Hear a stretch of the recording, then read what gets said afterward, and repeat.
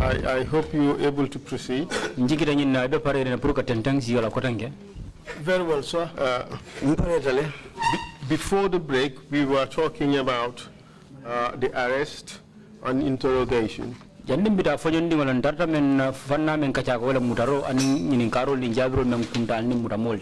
of individuals who are believed to have been involved in some drug dealing activity in which the NIA was scammed of 15,000 euros.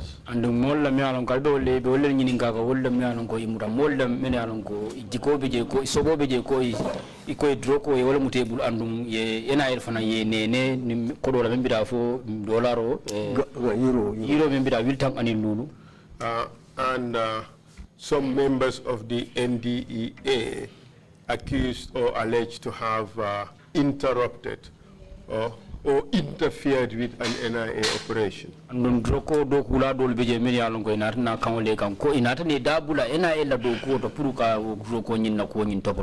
So those who were arrested were brought to the NIA for investigation. And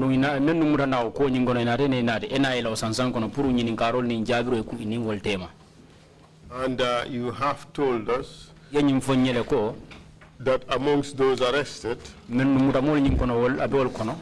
were Fernando Co, Fernando Koti, Ansumana Fati, and someone else, and a Gambian called Lamindur. And you participated, or you have slapped and kicked some of them in order to subdue them. Do you recall that?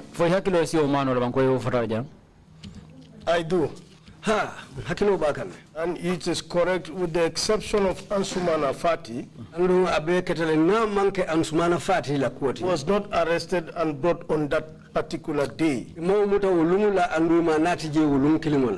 He was arrested, I think, 48 hours later. And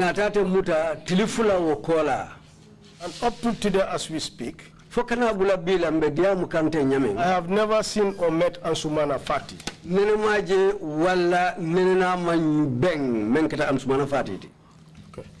Okay. Thanks for that clarification.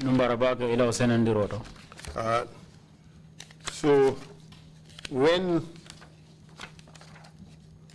before the break we were discussing the arrival of Babu Chang,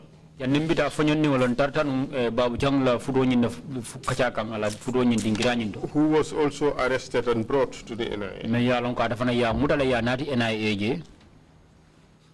So kindly tell us what happened. Remember, you had told us that after you hit these guys who were there, that is, what's his name again? Fernando Ku. Fernando Kuti. And the others. You left. The information we have is that, well, you remained there until so arrived.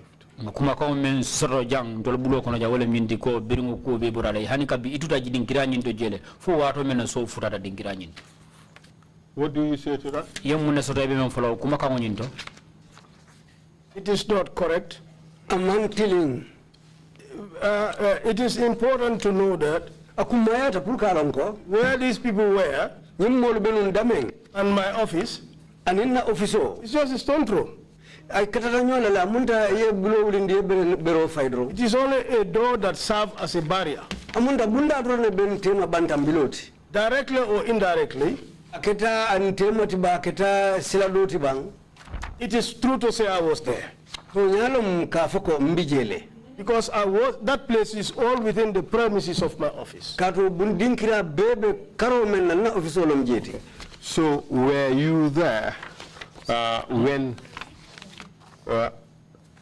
Fernando Ku and others were being beaten. Amunta ebenu njela birim Fernando Ku anado kotengoli tartake tajireya. Other than the slap and beating that I gave them, I did not witness any beating there in my prayer because I left shortly and entered my office. Namanke namelu tulubusa ani namelu damfu biro botala kudo mankente nyala je menketa bute rote birikato birintenga okedro mammeje mbota jele utumo lentata na office okono. Earlier on you told us that you were aware and that you saw them undressed naked. Very true. That is true.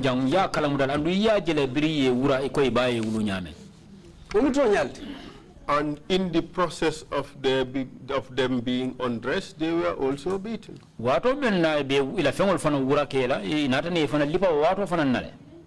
Council, I want to attest with what I did. Council left folaka bambandi ngamenke. Is it this? Are you just trying to uphold the NIA mantra?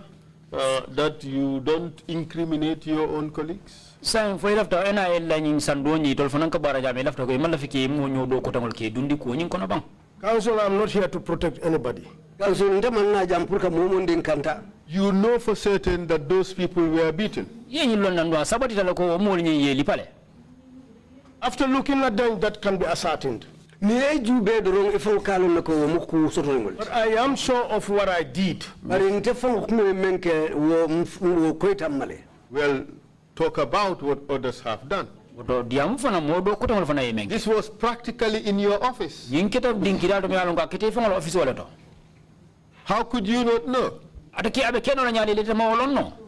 Council, what I did not witness, I do not want to give you any hearsay. But Mr. Witness, even if you did not see it, you would hear. This was right there. The distance between you and I is much longer than the distance between your office and the other room where the beatings were taking place. Is that not the case? That is the case. If there was any beating that I was aware of and I saw, I would have told you, sir. I have nothing to lie to you. It's a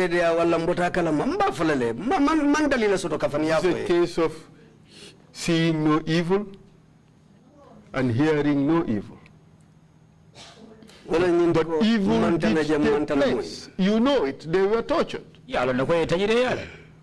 By looking at them, I agree and I saw that, but I did not see it. But when you look at them, you know it happened.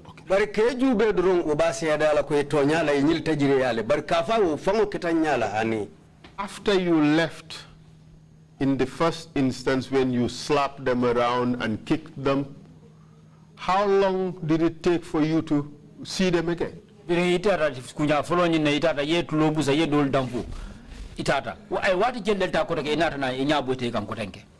I returned, I found them naked. I returned back to my office. I heard noise. That was when Babu Cham was brought. So when you saw, between the time you left and when you came back and found them naked, how much time elapsed? How long did it take?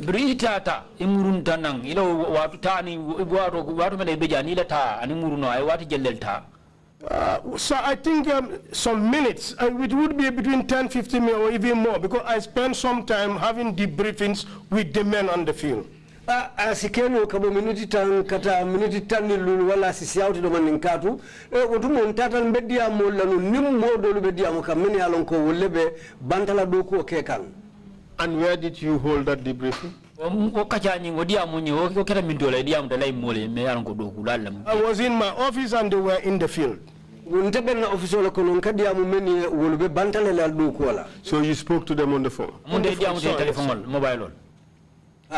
And the time you returned inside the room and found them naked, was it the time you realized that they were already tortured?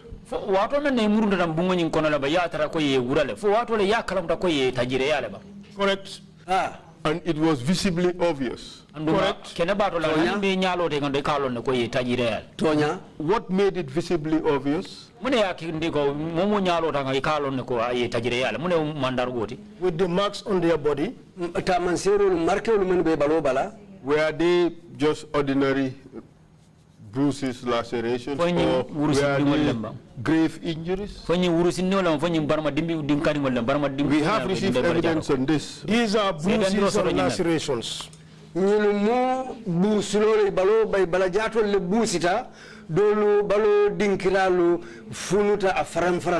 Their bodies were bloodied. I did not see any blood on them. But you saw wounds and bruises. I did saw them, yes. It was obvious they were tortured. Very true indeed. Did you say anything? At the time, I did not say anything. Did you do anything about it? I did not do anything about it. You acquiesced. You acquiesced. You pretty much accepted the situation. I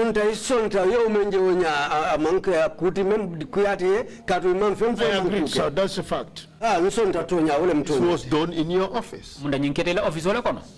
Within the premises of surrounding my office, not inside my office.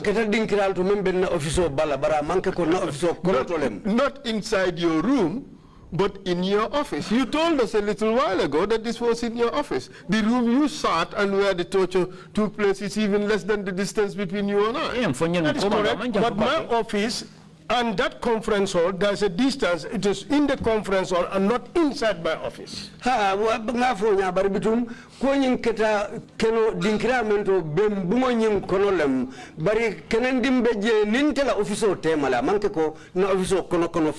And do you agree that that beating, that torture these people suffered was just a continuation of the same transaction that you started before you left?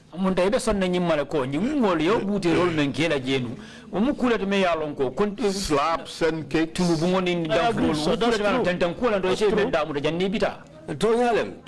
It means therefore to say that all of you are responsible for torture. And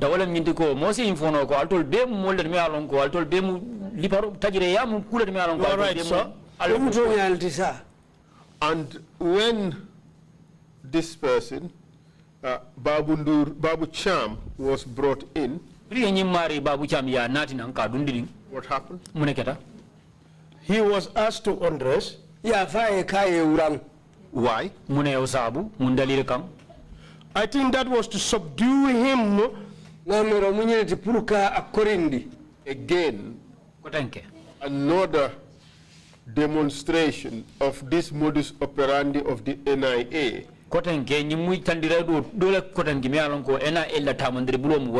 Humiliate the person while the person is being interrogated. That was it, wasn't it? Agreed. And that was a violation of the person's rights. Very true. And then what happened? Did he undress? He removed everything. Very true. The victim said he was older than all of you. And in Gambian culture, we would like to always pride ourselves for giving deference and respect and regard to our elders.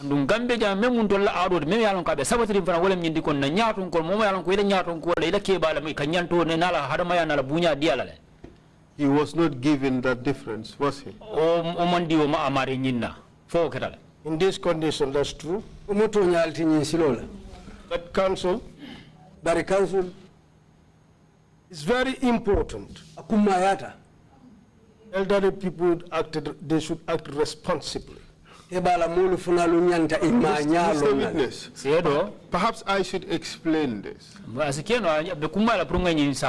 Whenever I question witnesses about victims,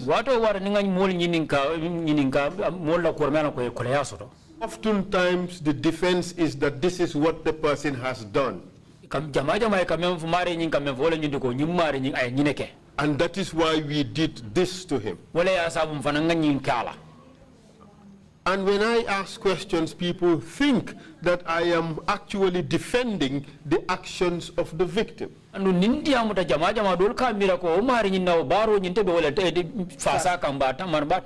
That is far from the case.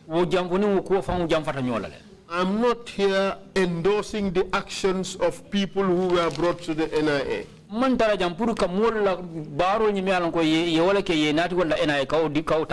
I am not endorsing the actions of rebels who attacked the Gambia.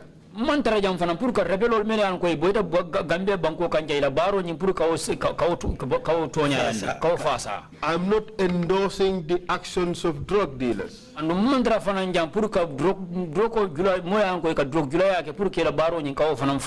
I am not defending the actions of coupists or people who want to overthrow the constitution.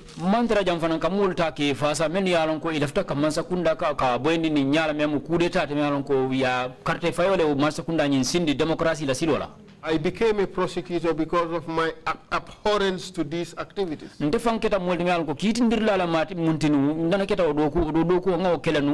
But our position here is that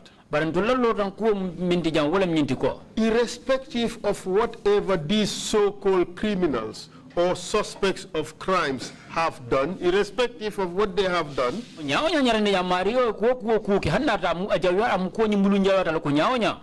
even if they killed somebody very close and dear to me, they still have rights under the laws of this country.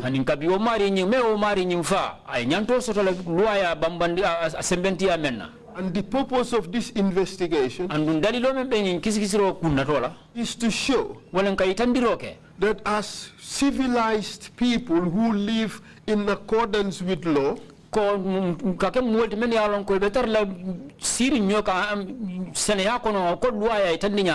there is certain behavior that is simply unacceptable.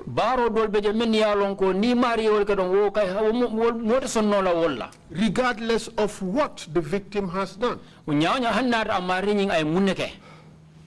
And that is what we are investigating. No matter what Fernando Co and others have done, whatever view or conception you may have about Babu Cham and others, would you agree that these people have rights? Do you agree with that? I do. And in fact, the law would say every person shall have A, B, C, and D right.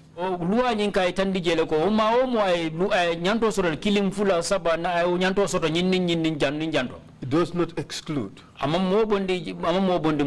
it is these principles that we are here defending. And it is these principles, the violations of these principles, that we are investigating.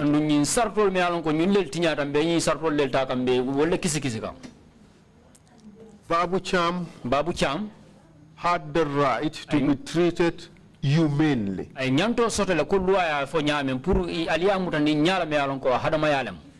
By stripping him naked right there in front of everybody else, you have degraded him, you have humiliated him, you have violated the law. No matter what he may have done. Do you agree? I do. Babu Cham suggests that when all these things happened, you are there. The current Director General of NIA was present. You told us that earlier the Deputy Director General was also present. Alaji Moore was also present. When he was stripped naked, Were all these people present? Yourself included? The only area that I am not very sure about was the presence of the Deputy Director General. Director General At what stage? Whether at this particular incident there, he was there. Which particular incident? The first incident? This Babucham issue. Or the Babucham incident? Okay, we would leave it at that. You have questioned the presence of the Deputy Director General. Yes, though he was within the complex and premise of the NIA, but when I cannot fully remember as to whether he was standing there. But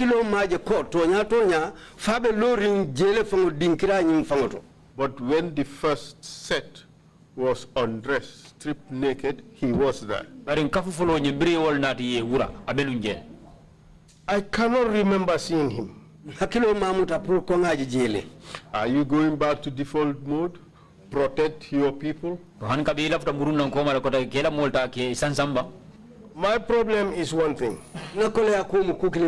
I do not want to involve anybody that I am not sure of.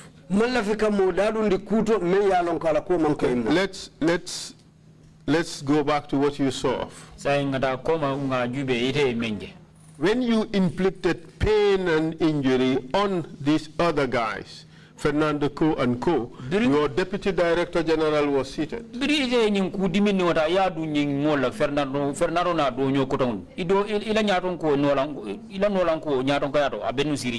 He came later to find us there. No, Mr. Witness. I think you are now contradicting yourself. Earlier on, you told us that all of you were seated there when this happened. I did not say he was there. He was. I did not say that. Okay. The commissioners would review the tape.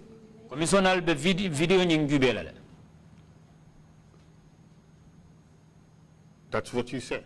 He was seated there. No, he wasn't. I did not say he was seated there. Mr. Witness, I know what you said. You said he was there. I would not have just plucked it from the air. I cannot remember seeing him seated there. You remember seeing him present there? He came to the conference hall to find us, but he was not sitting there. Okay, when he came, he saw something. And he saw them naked. Did he do anything about it? Council, we did not do anything about it. And when we come back to it, don't water it down. The Deputy Director General was complicit to this torture and this act of humiliation of these suspects. Deputy Director General adaba nyin ko kono le nyin tajire ya ani nyin doyaro men ke nyin molula. You agree? Taking cognizance of this situation, I agree. Give tacit approval. Director or directly or indirectly, correct? Well, we say tacit.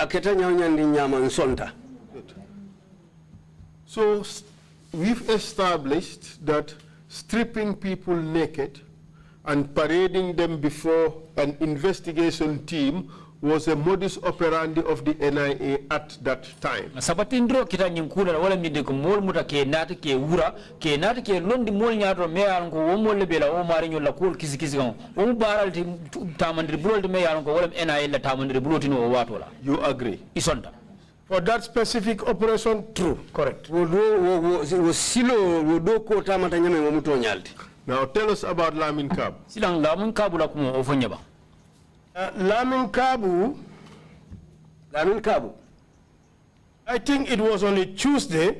namira talata lungolem Then the Deputy Director General, alongside with Usman Sow, namira Deputy Director General Sutio Nolanko attending Usman Sow, current Director General me ya lon SIS, ka telom Sutio ti saying SIS, came to my office inatana office, and brought a gentleman ye monati, whom I later know to be Lamin Kabu. me ya lon ko kola lon nata lon ko nyinun lamin kabuti. This is Lamin Kabu.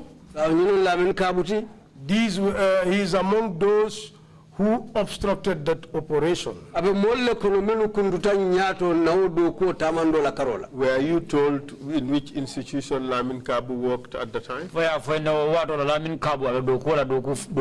the affirmative, sir. Which institution did he work for? It was then NDEA. NDEA. So the allegation is that he impeded or obstructed the NIA operation.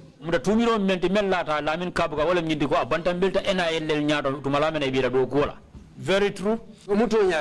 And what was the operation? The operation is about some alleged foreign nationals bringing drugs into the country.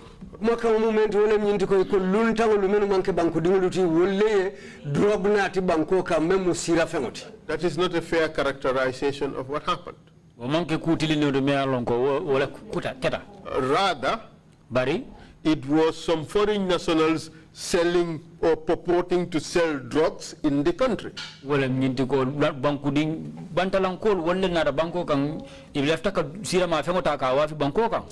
that the case? Probably. No, in fact, most likely. We did not know whether they in fact brought drugs into the country. All you knew at the time was that they were purporting to sell drugs at a particular instance. Was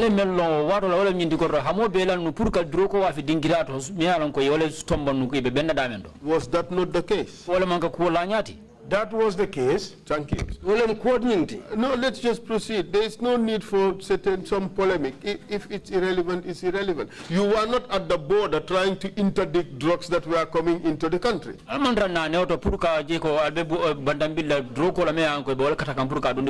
that the case? You were at Birkama, engaged in buying and selling drugs transactions with some foreign nationals. Julaya to mialonko droku julaya bantalanko to alning bantalanko. That's what happened. For all manke. Isn't it? Correct. Tonya. And the Lamin Kabu and others worked for which institution? Lamin Kabu na doko na wolbe doko la doko bunda jumale. The drug institution of the country. Bankola sira fenkele bunda. Wasn't it their responsibility to interdict a drug dealing transaction? For amanke tolela doku ti purke dabula doku julaya sifa do mialon ko alafta kila banko kanjamba. It is their responsibility. Exactly. We would not go into the issue of jurisdiction and turf, which institution was right, which institution was wrong. We've dealt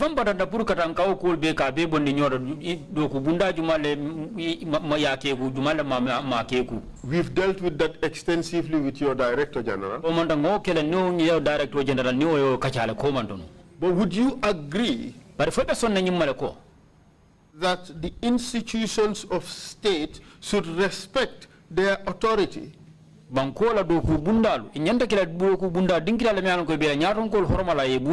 And limit themselves to their spheres of responsibility? Do you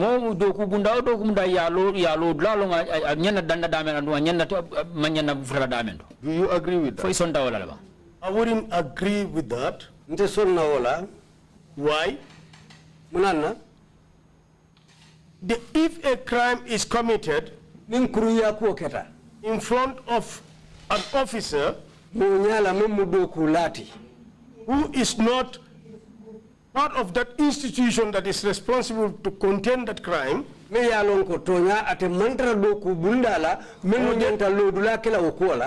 are in receipt of an information and they think they can deal with it and then will transfer the case to them later as it has been happening. And telenye muta konteli si kubono nyintole ngana akwochi kaka murundi moluma menu fangla do ko. Mr. Witness, you know that this is a self-serving statement. It's not born out of the law of this country.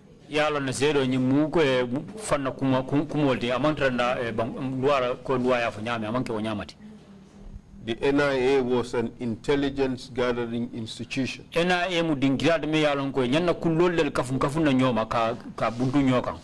You should not just go and carry out operations and then later report to the institution that is responsible. Manyanna kala la dogo de purkata ali dogo ke ninga botala ale ukta e kul beta ali kafu nyoma ali dogo bunda me yalon ko wala marta o fanna ale o me dogo me. You are not an enforcement agency. Almanke dogo bunda me yalon ko alnyanna tamandro kala kula me yalon ko kulwa ya fanyame. You are intelligence gathering agency. You gather the intelligence and you send it to the enforcement agency. That is the way it should work. NIA to la dogo me wala nga kullo maranyo kafu nyoma banko e na eta ya di dogo bunda me yalon ko wala marta o dogo kullo nyin tamandir bulola. That's the way it should be. Ko ka ke wala nyama fon. Every institution has a legal mandate and it should stick to that legal mandate. Doku bunda kullu aya tan nyame aya tilol ta standi la lete nyanna katama sidol men ando ay dandula di la be danna damen. Overreaching would create problems and conflict. Ni ngata al selata nyokantan do kula karolo do abina mun na la wala nyindi ko abina fitino la natina al dam maltema. Do you agree with that? Fo ison dawala la ba. In certain circumstances, I wouldn't. Nyado nyama ntesonna. Why? Nana. This operation in nature, it was beyond apprehending ordinary drugs. It coincided at a time. Coincided when drug spillage was rampant in Guinea-Bissau. Biring wato drogu tamando aning ajulaya abes jurumarin ne Guinea-Bissau.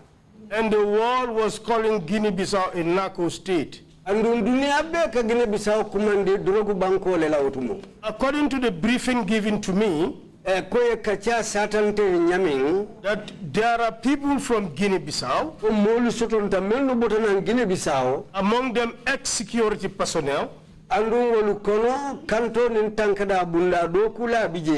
has brought drugs into the country. Well, that was a lie in the first place. But even if it was true, the moment you have gathered that intelligence, the matter ought to have been forwarded to the appropriate enforcement institution. Isn't that the reason why the NDEA is created? That is true, but in these circumstances, it is in the opposite. The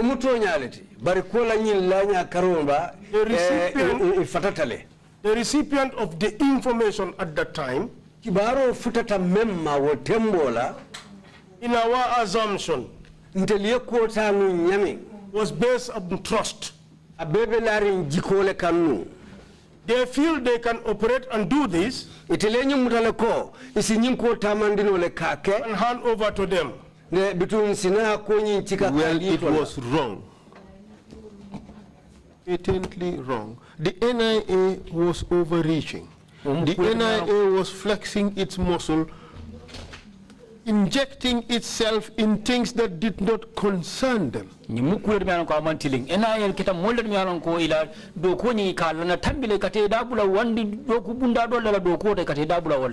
let's be honest, today you are Deputy Director General of NDEA.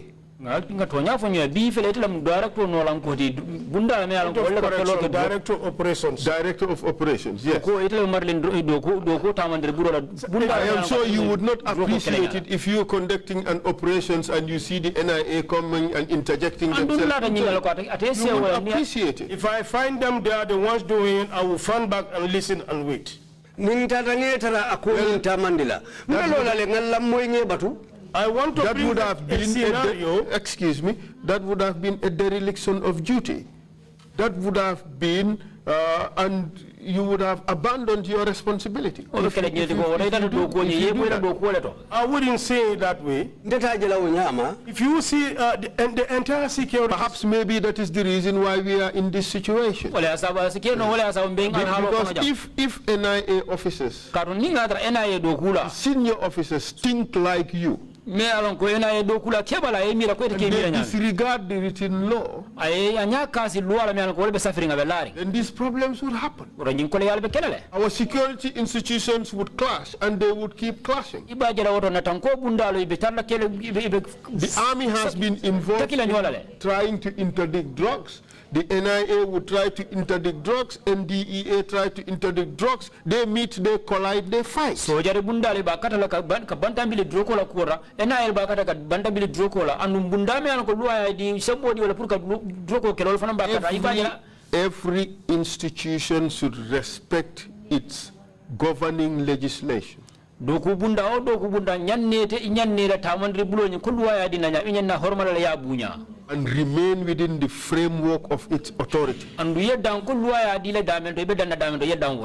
is what should happen in a democratic state. Is that not true? It is true, but I think... Let's leave it and we move on. The Commission would be able to deal with this issue of clash of authority between various institutions. They have enough on that, they'll be able to deal.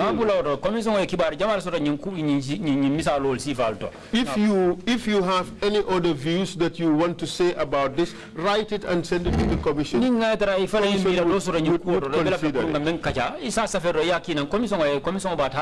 us not be held hostage by this. Kabu was brought. You were told that he was one of those NDEA officers who obstructed the NIA operation.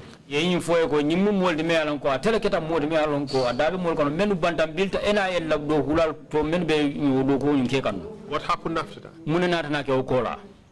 I welcomed him. Bismillah. I asked him to sit.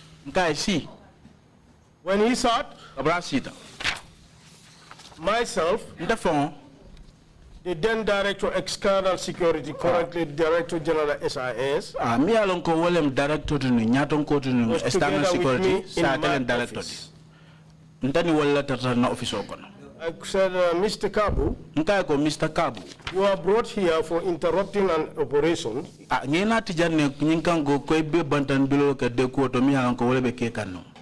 What do you have to explain? From the interrogation connected. But Mr. Witness, let's look at the fairness of this. He is the drug enforcement officer. He was going on an operation that he is statutorily entitled to do. He didn't know that you were going to be there.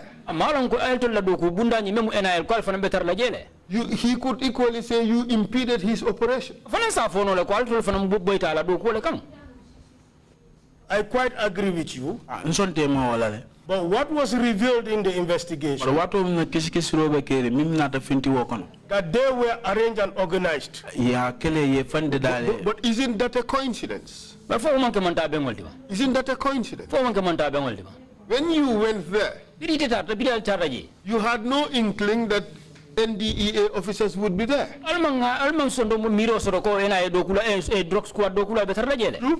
True. You had no reason to suspect that those drug dealers were in cohorts with the NDEA officers. So when you went there, you were merely overreaching. You were just the busybodies.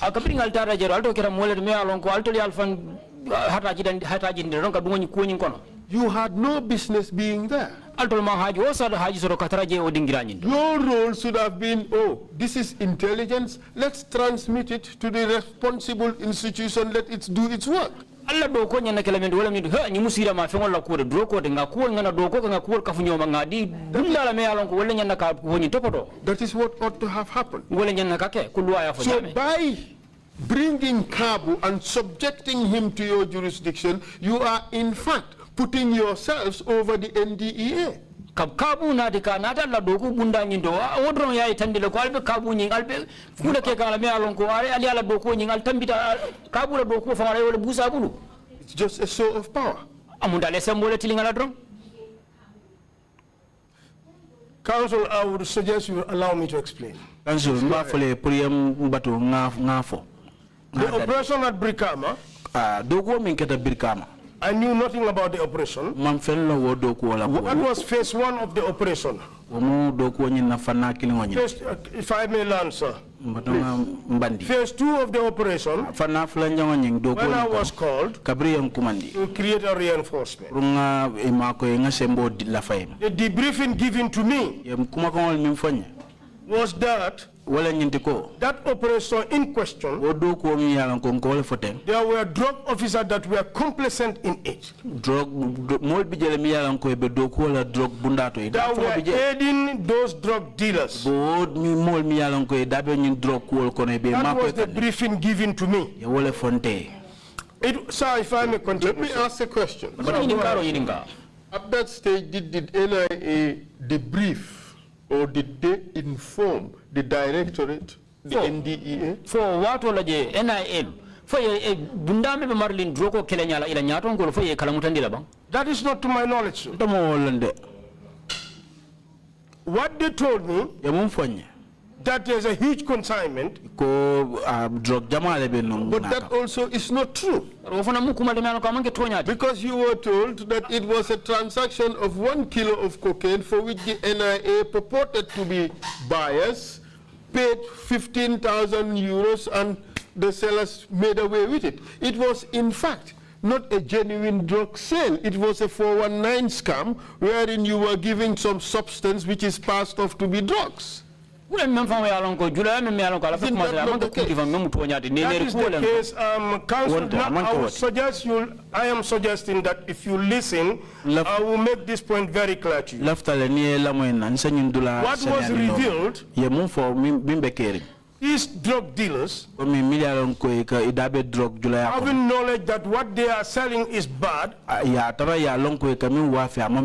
will always arrange a drug officer to ensure that that operation is distorted. Counsel, I will suggest you allow me to Let me learn. ask my question. The NIA can't have it both ways. They cannot say that a huge quantity of drugs is what these people are selling, and they turn around and say it's a case of 419 where they pass off a small quantity of substance which they pass off as drugs. They cannot have it both ways. It must have been one thing or the other. Counsel, this information, what I gathered, was from a source to their agency. Who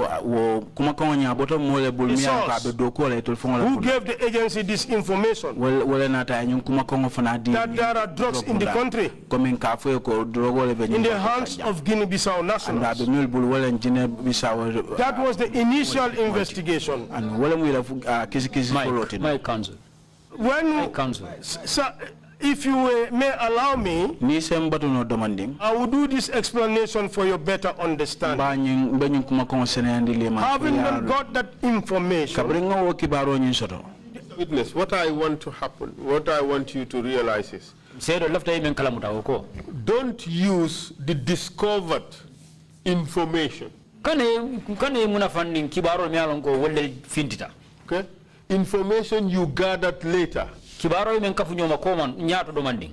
be justification for your earlier action.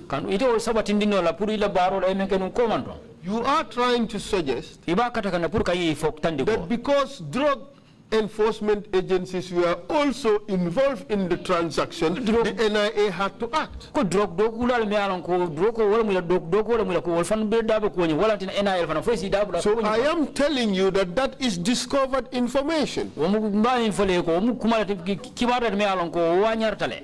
Discovered only after the NIA has acted on the basis of the first information. You understand?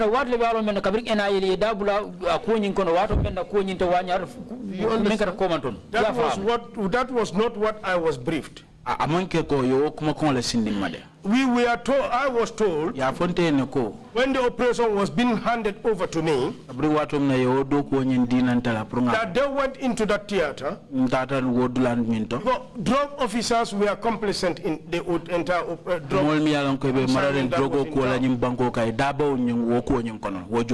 Haven't that operation been interrupted?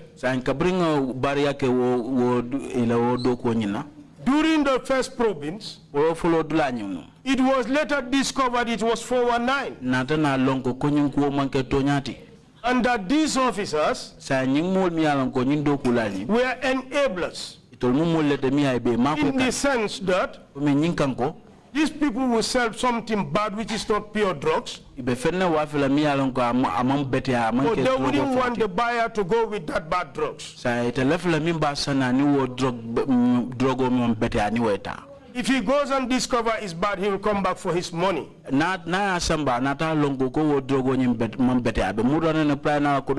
So these officers will be arranged. They will be given the time and place where this operation or transaction will take place. And then they will apprehend the buyer. They will always wait until when money has exchanged hands. And they will jump at the buyer, get the drugs, get the buyer.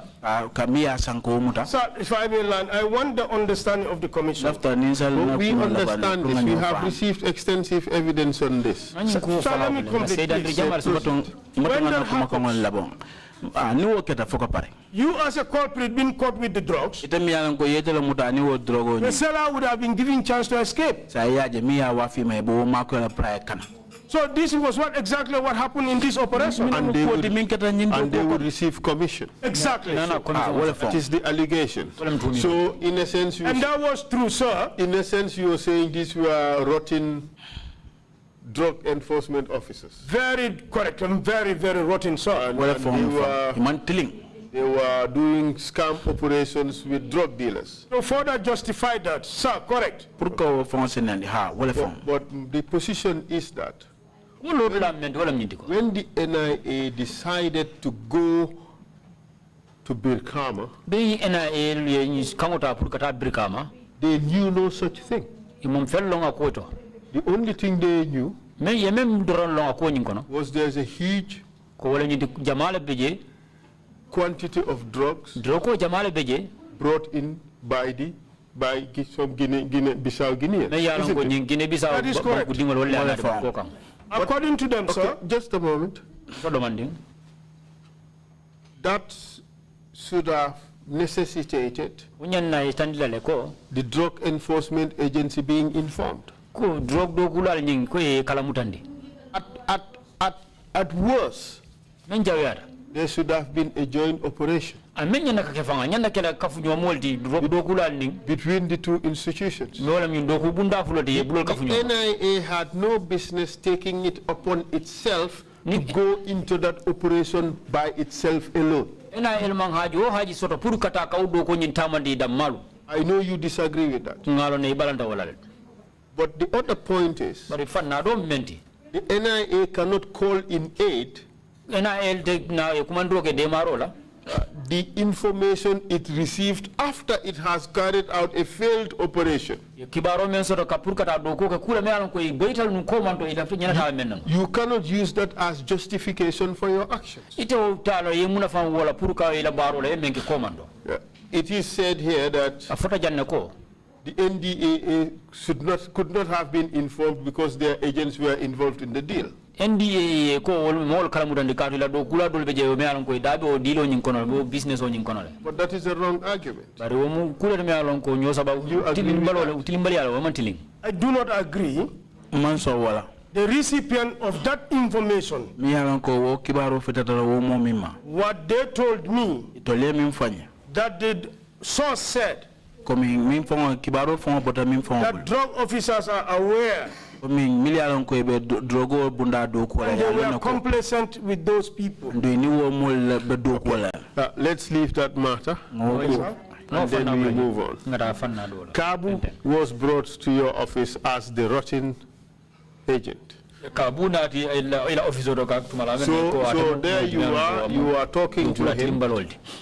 When I told him what he was brought for, he vehemently denied it. I said, then you will tell the investigators that. And then what did you do? I took my phone, I took the landline on my table, and called the OC, Officer Commanding Investigation. And who was that? Sukuta Jammeh. This is what Kabu told the commission. He said you asked him to give a statement that is similar to the statement given by the NIA officers, and he refused. And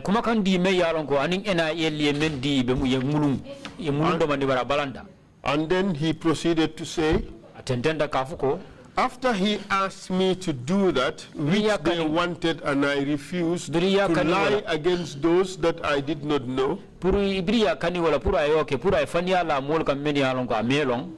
he picked up his phone. And I heard him say in Wolof to somebody, Alaji Moore. And he said, the kid is not cooperating. After he said that, some minutes later, Alaji Moore came in. Is he lying? Very, very, it is not true. Alaji Moore was not my officer commanding investigation. Alaji Moore was head of special operations. And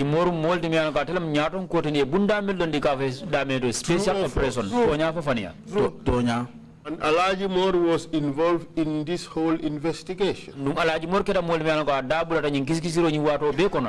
The night before, he was in the reinforcement team and that operation true.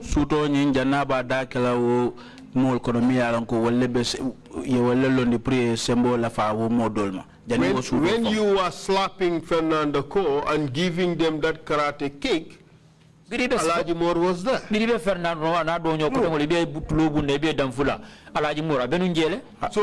So he was inextricably linked with this operation and the investigation. Correct?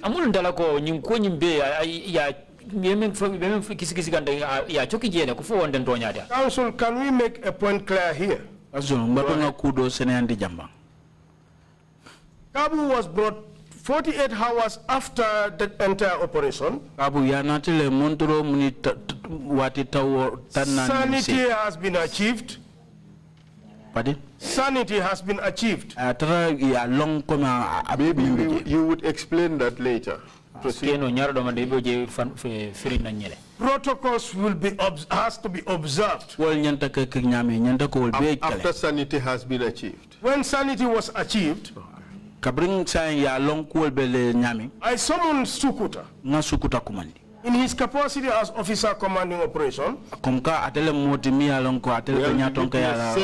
The witness said you summoned Alaji Moore. I did not summon Alaji Moore.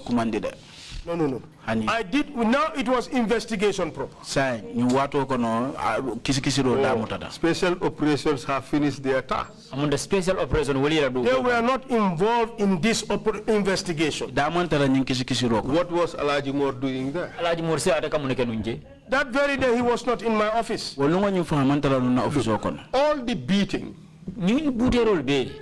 was done by special operations. It was right there for you to see.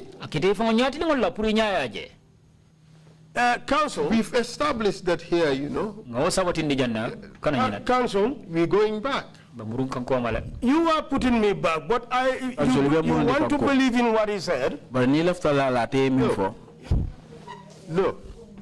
I want the facts to come out. And I want you to be as truthful as possible. We've established here that during this interrogation of these people, Arajimor was there. Wasn't it, in fact, Arajimor and his men who stripped these people naked? Council, we are going back to what has Answer the question. It was not only the special operation people that were there. I knew there was a team that went to Brikama that brought these people.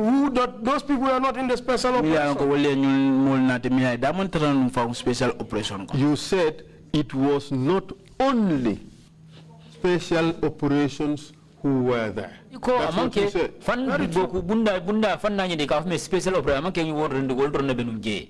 It therefore means that special operation was there. You agree? Alajimor being the head is true. He was there. And not only Alajimor, Lamin Dabo was also there. He participated in both the operation and in the investigation. We've dealt with this. I did not see Lamin Dabo in the investigation. That's what you say now. But Alajimor was there. Very true, sir. That I have confirmed. His men stripped the suspect naked. There were a lot of people. I wouldn't know whether it is his men or not. You know, when I came out, I'm not denying that they were not stripped naked. What I'm trying to establish is in this whole transaction, Alajimor and special operations played a central role. Is that not true? In fact, for the entire special operation, the personnel that were in this operation, only two people. From the people I can make out, Alajimor, Lamin Dabo.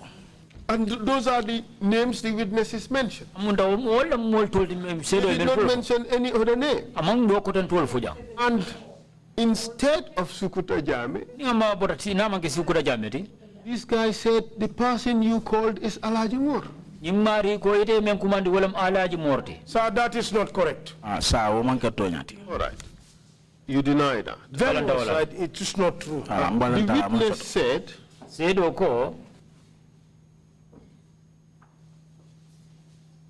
you were insisting that he writes a false statement in which he would corroborate what the NIA officers said in their statements. You deny that. It's a fabrication, total lie.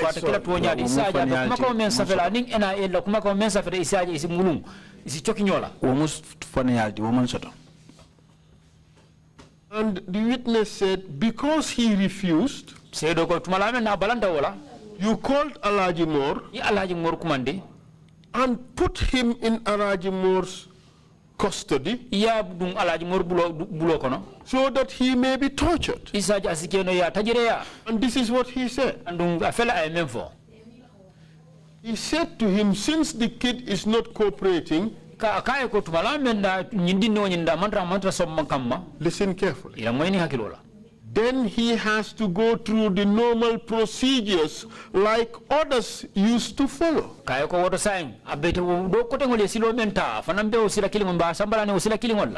Which he understood to mean that he should be tortured. Are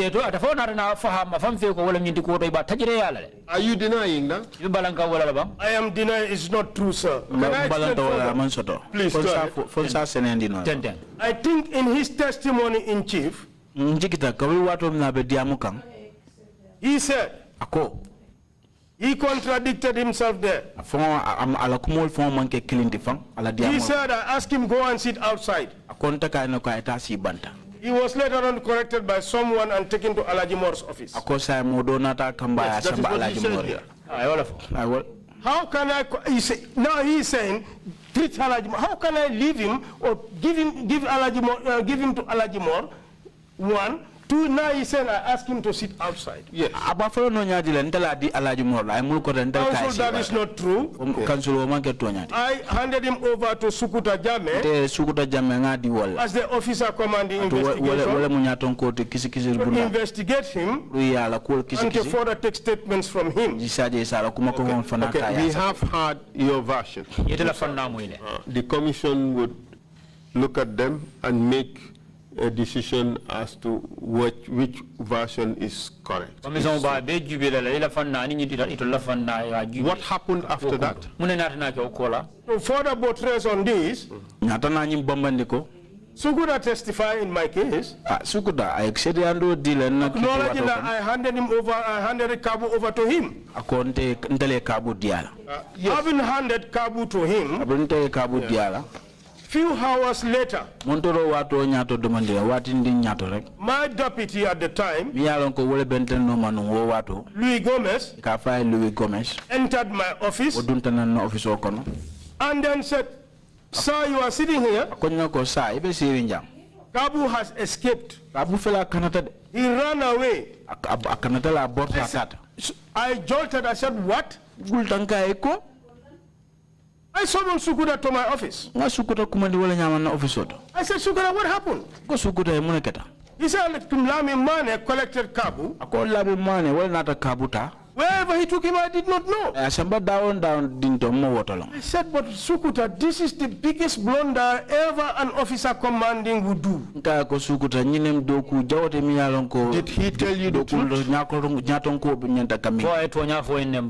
He was working with Lamin Mane. I am not asking with whom he was working. The question is, was that true?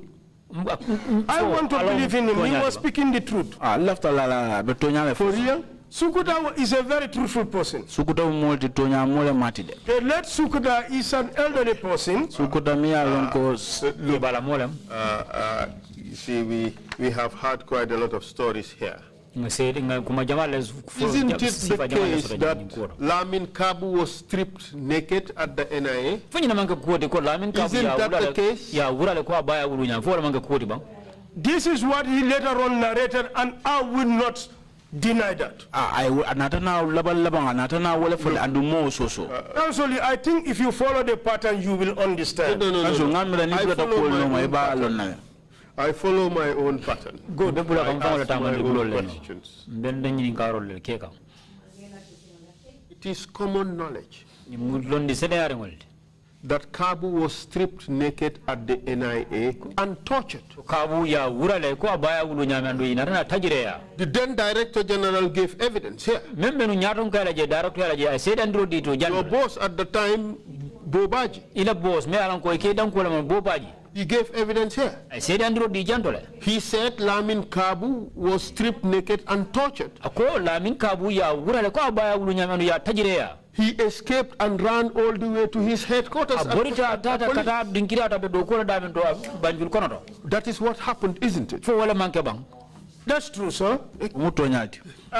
Council, just a moment. Just a moment. We've agreed that that is what happened. Sukuta lied to you. If he told you that this guy was removed from his office and he escaped, then it's false. He was being tortured and he escaped. Council, I think you did not understand that. Council, I said, When I accosted Sukuta, he said he gave instruction to Lami Mane. For Lami Mane to take statements from Lamin Kabu. I think it was at that point they got Lamin Kabu. I am not disputing any fact. Hold a second. Before you progress, what do you mean by they got Lamin Kabu? That Lamin Kabu, Lamin Mane was called to take that into this gentleman's office. I am not disputing that. Gentleman's office. If Alajimor had nothing to do with it, why take him there? So I am not saying it has nothing to do, but I did not give that instruction. You said a little while ago that Alajimor was not involved. It was Sukuta Jammeh investigations. I said I did not hand him over to Alajimor. I did not say he wasn't involved. You see, I handed him over to Sukuta Jammeh, not Alajimor. Yes, sir. There is something this witness said, yes, which is quite striking. Now I read it again. This kid is not cooperating. He has to go through the usual procedure. He said that is what you said. What was the procedure? Strip the person naked and beat the confession out of him. That was the procedure. Isn't it? I did not ever tell him that, sir. Let's put that aside for now. I did not tell him. Let's put that aside for now. What the procedure was, strip the person naked and beat the confession out of the person. That was the procedure. You have agreed with this instance. Not at this instance. But you said this dossier, this investigation, that is what happened to Kabu's colleagues. That was the procedure for this particular occasion. That's what you said. And if I recall your words correctly, in this instance, that is what you said. What I am trying to put across to you, if you go by my statement, I said when sanity was achieved, that was after Mr. Witness, yes, sir. You are trying to separate this, compartmentalize it. I am, and that was the But this is one transaction, it is one dossier, and the same set of people. I will not dispute anything, but I did not give any instruction. Let's put instructions aside for now. I never hand him over to Alajimor. Let's put that aside for now. Yes, the procedure was strip these people naked,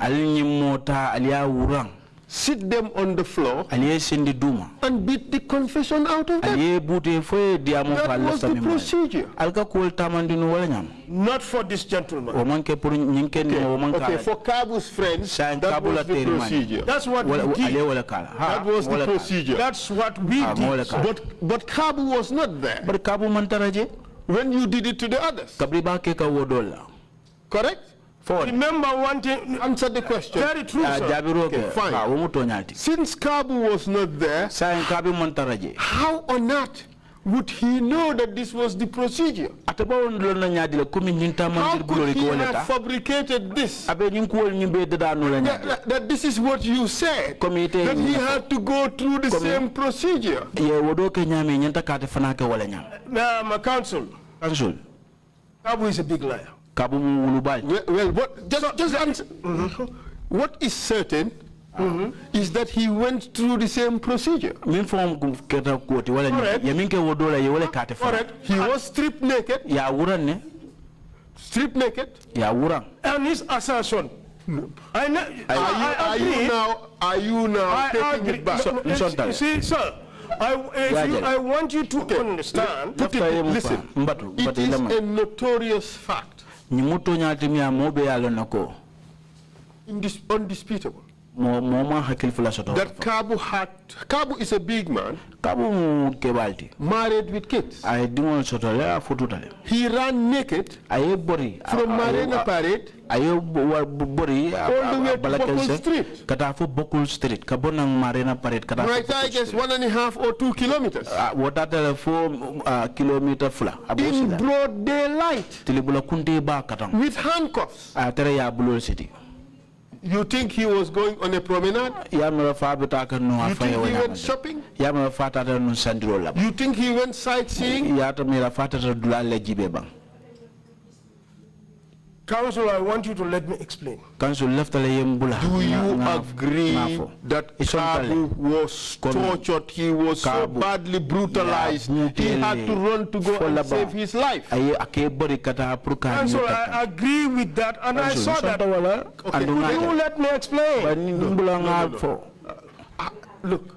All I wanted is for you to confirm that again. So now let's move on. What happened to Kabu is what happened to the others before him. He suffered the same fate, correct? Correct? Very true. He suffered the same procedure. Correct? Are you suggesting that Kabu invented this? It would take him to have 6 cents to be able to, on that note, I want you to believe one thing, that I did hand him over to Sukuta. That is where a blunder occurred. So let me learn, sir. No, not to talk to him. The text statement. In fact, Sukuta came to my office to receive him. What were you doing with Kabu? In what sense, sir? When you brought him to your office, he was brought to my office. What were you doing with him? I told him for what he was brought. And then? He refuted all the allegations. So you put the allegations to him. I told him what he was brought for. And you questioned him. When I told him it was brief. In fact, we did not even have 5-10 minutes. I summoned Sukuda into my office. Mr. Witness, what I'm trying to get you to appreciate is that you people established a procedure to deal with these guys. And the procedure was beat the confession out of them.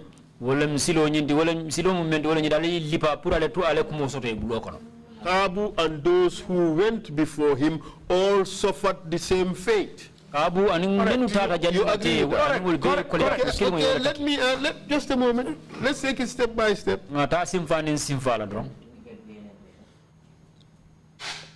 This was your arrangement. This was your working method. On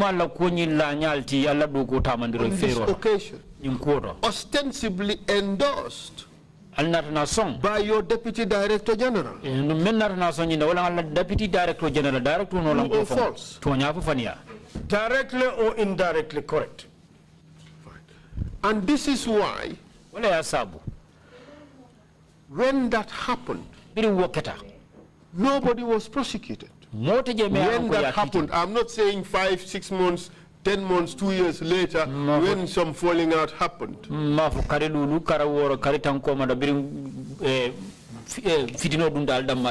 that event happened, nobody was prosecuted. You agree?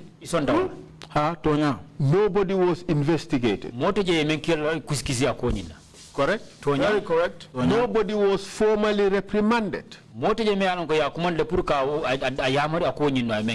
With the exception of Sukuta, I reprimanded him.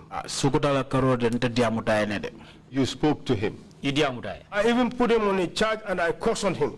You put him on a charge. That's what I did. You go to the NIA and and produce the document? The chair I would ask the chair to give authority for the NIA to open the files for you so you check it. And you bring the document. I want to make a point very clear here. I am not certain whether that in if I may learn, sir. There are some interesting facts I want you to know. When I was dismissed from the NIA, I did my handing over and taking over. With the exception of my clothes and my personal belongings, I did not leave with any document. So let me learn, sir. It will be interesting to note to you that my own personal file, from PMO's days to the time I was enrolled there, what disappeared. Are you suggesting that the document may not be there? If my own file, my file, you know how I came to know? Bobaji came to me.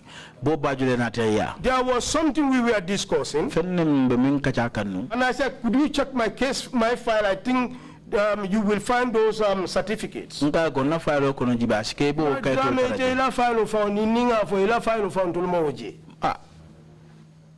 said to me that if I tell you your file, it's I thought he was joking.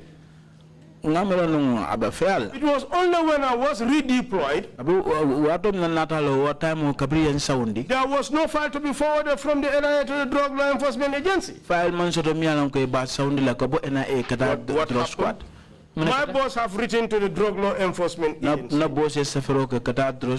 They are searching for my file, but tentatively they open a new file. Mr. Witness, what you say is interesting. That's what I'm saying. Not so directly relevant, but I'm sure the commission. This is very relevant, Chairman. Perhaps maybe it's a point to note for purposes of recommendations for institutional reform, that all these institutions should put in place an impeccable system of record keeping with a backup system, such that when documents get lost, well, you would have a backup to go back to. But that aside, Kabu was badly brutalized. To the extent that he did the unthinkable. That is, run the streets of Banjul naked.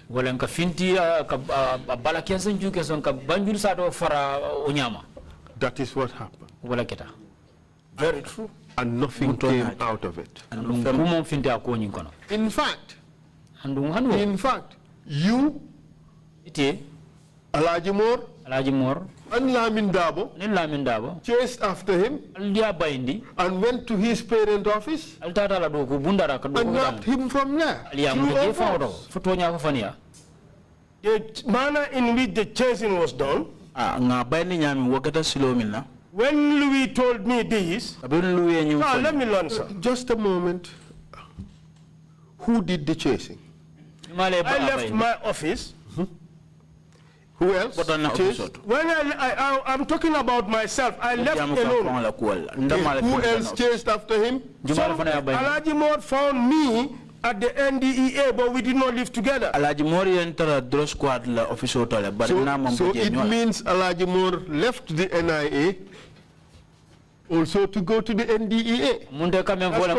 For the same purpose as you. The purpose are different. Okay, we will come to that. Lamin Dabo, did he also come? I think he was there. But do you recall telling us that in all this Lamin Dabo was not involved? No, that was the day before, but not this one. Not this one. I said, I am not saying Lamin Dabo was never involved. I said Lamin was with the team at Brikama. I cannot remember seeing him when the beating was being done at the conference hall.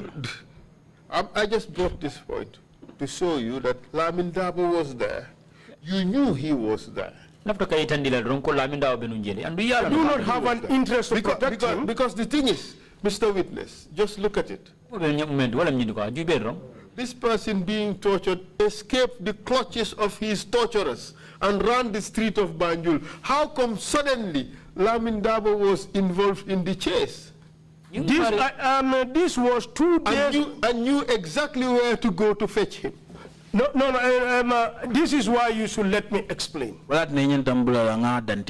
But just answer my questions. I don't want all these explanations of things that are tangential. If I do not, I'll be denying and refuting your answers. I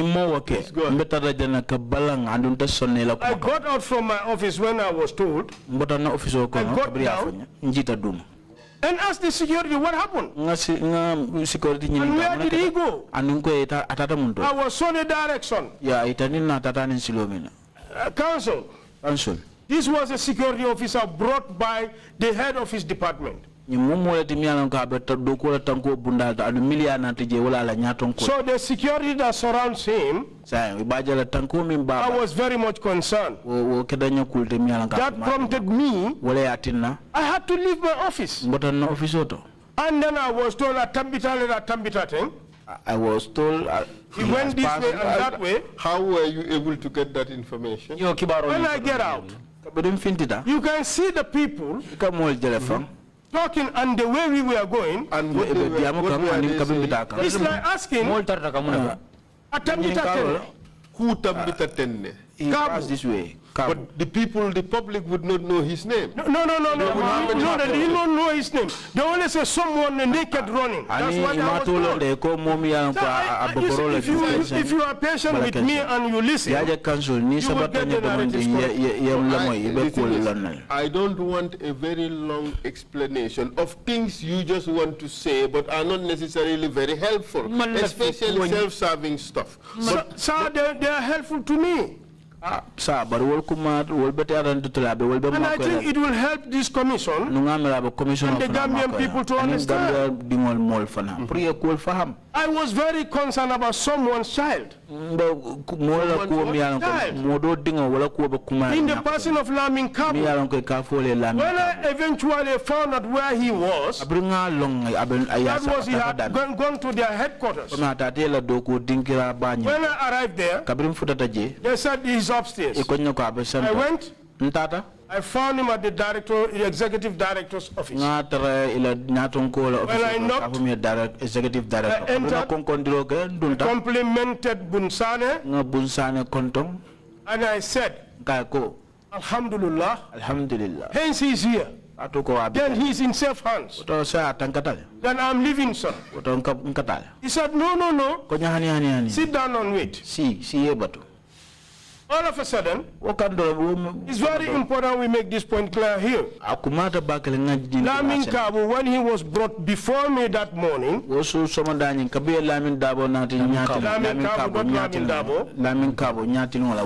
clothes he was putting on is quite different from the clothes that I found him whilst I arrived at their headquarters.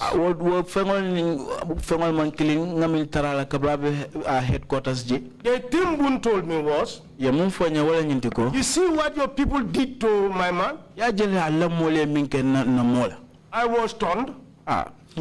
Why were you stunned? When I looked at him, it was no, that was not how I handled Lamin Kabu.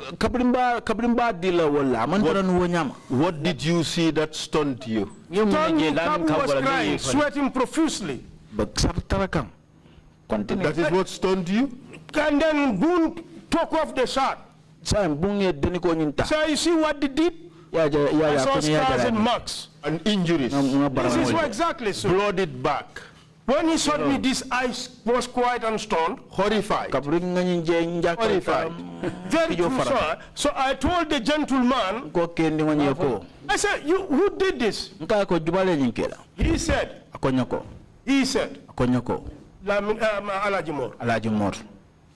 Just then Alajimor entered. Strange coincidence, is it? Well, you see, it will be a coincidence for the fact that also I want you to believe that I hand him over to Sukuta and not Alajimor. Taking cognizance of the fact that I'm a security officer, that is what worries me to follow through. Continue a bit, witness. When Alajimor entered, yes, sir. Just continue from that point. You stop. He went straight in order to get Kabu. That situation provoked a very serious scenario. Everybody was vexed and annoyed.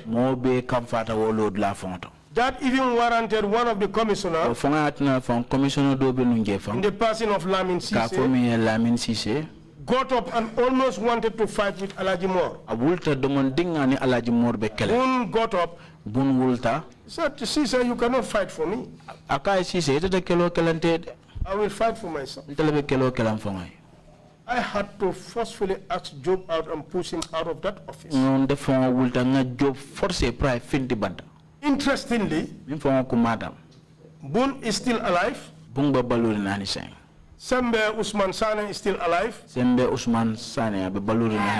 Lamin Sise is alive. I cannot remember the other people because I was not acquainted to them that much. The other guy that was there is of late. Well, SSR. That is SSR. But these three people, these other remaining people are still alive. Can attest to what Kabu told them. Who did that to him? Sir, let me learn, please. It's good for the commissioner and the people. The thing is, we have to ask questions. Go ahead, sir.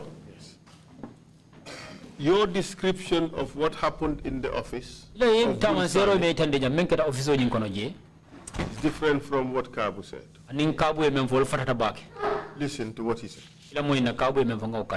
He said when he went to Bunsane's office, after the debriefing of what happened to him, somebody called Ibusane, a CID officer, came in to remove the handcuffs. As he was succeeding to loosen the handcuffs a bit,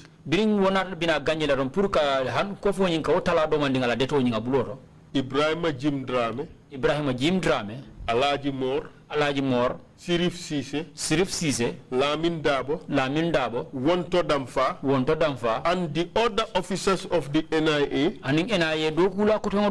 they jumped in and said, we want to take him back.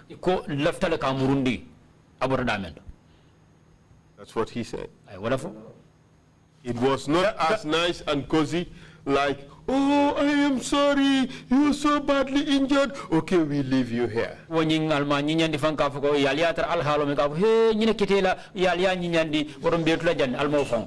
was not like that, was it? That was his version. When I entered, Kabu was sitting in the middle. And this is why I said, the officers that I have mentioned are still alive. I did not see any Wonto Damfa there.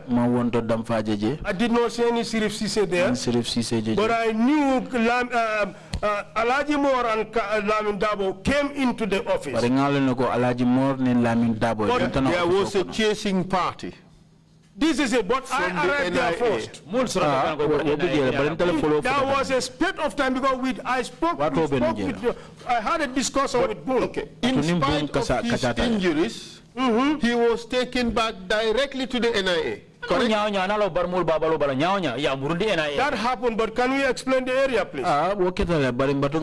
If it's good that for the people to understand, make it quick. When that happened, I asked Job out. He went out. Boone said. Are you telling us Alaji Moore took your instructions? Yes, he did. Forcefully, he did. I asked him how. He did. He did take my instructions. Boone said, get up. Drammeh, let's go. We came down the stairs, board his vehicle. As we were leaving, pass by the cove before, after the police headquarters, where you have the bank. The driver saw Lamin Sima. He said, Sima, felle. He said, Sima, this Sima. Then Boone said, Sima, come. Jump in. Okay. Let's put it in context. Sima is the other drug law enforcement officer who was also accused with they were the two alleged to have obstructed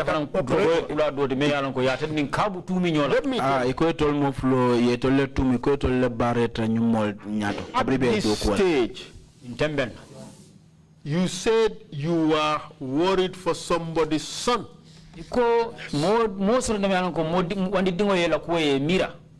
And a security officer, for that matter, handed over to me by a head of a security institution. And in addition to that, you said you were horrified with what you saw. So at this stage, you must have regretted very badly what the NIA did. I was not the least happy in the manner in which I saw Kabu. It's very unfortunate.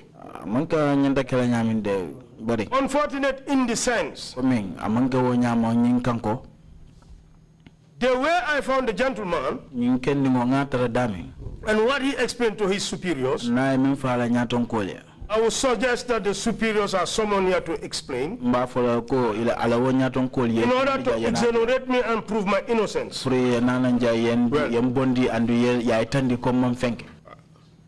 The commission would determine whether that will be necessary. But in this case, all of you went back to the NIA. When you are cooking and you didn't put salt there, this is very important. I am trying to prove my innocence. Be rest assured that we would treat you fairly, very fairly, like we would treat every witness. We would give you every opportunity to exonerate yourself. In addition to your testimony, you can write and submit to the commission. Be rest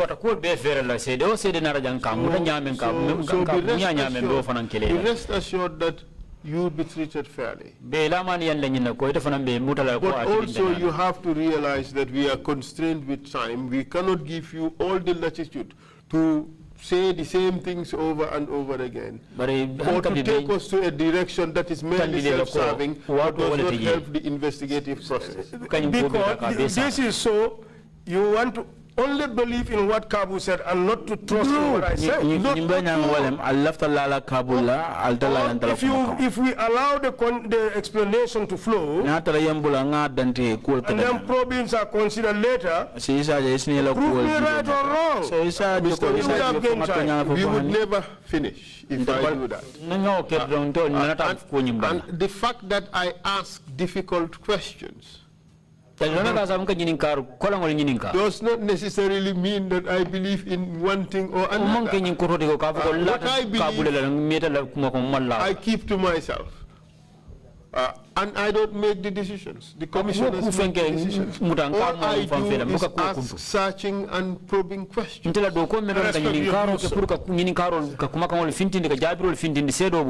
arrived at the NIA headquarters.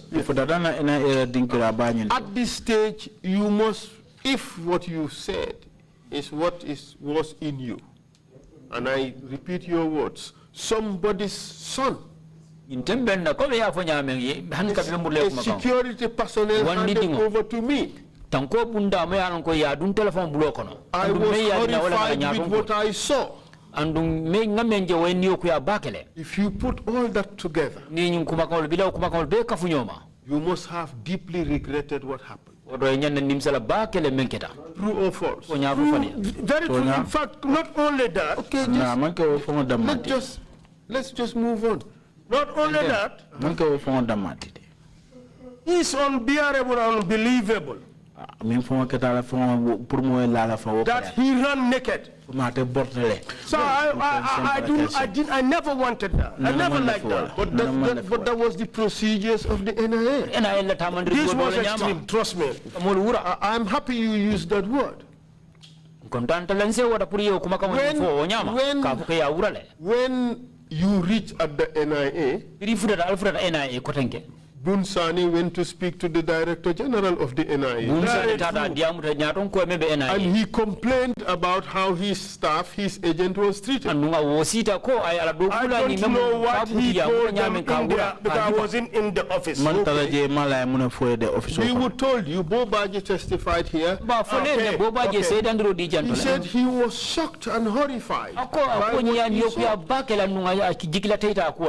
But of course you would expect that this is where it would end. Don't you think that the beatings would stop at that time? Seeing your Director General was shocked and horrified. You too were shocked and horrified about what happened. Shouldn't the beatings have stopped there and then? After that, I did not hear of any. Answer the question. It should stop. Exactly. But Sima said he was tortured and beaten. I am not aware. He said you were there present when he was being tortured and beaten. It's lies. Council, I want to be as truthful as possible. And as self-protective as possible. What I did, I would say, and what I didn't do, I would say. Not to my knowledge. Sima, from the moment we left the reception of the Director General, and Sukuta was summoned to come and collect them, I did not set eye on Sima. And again, until when we were taken to court. They have been brought now to the office of the Director General. He is so shocked and horrified. You were so shocked and horrified. What was the next step? That was done. Was for the investigation to continue.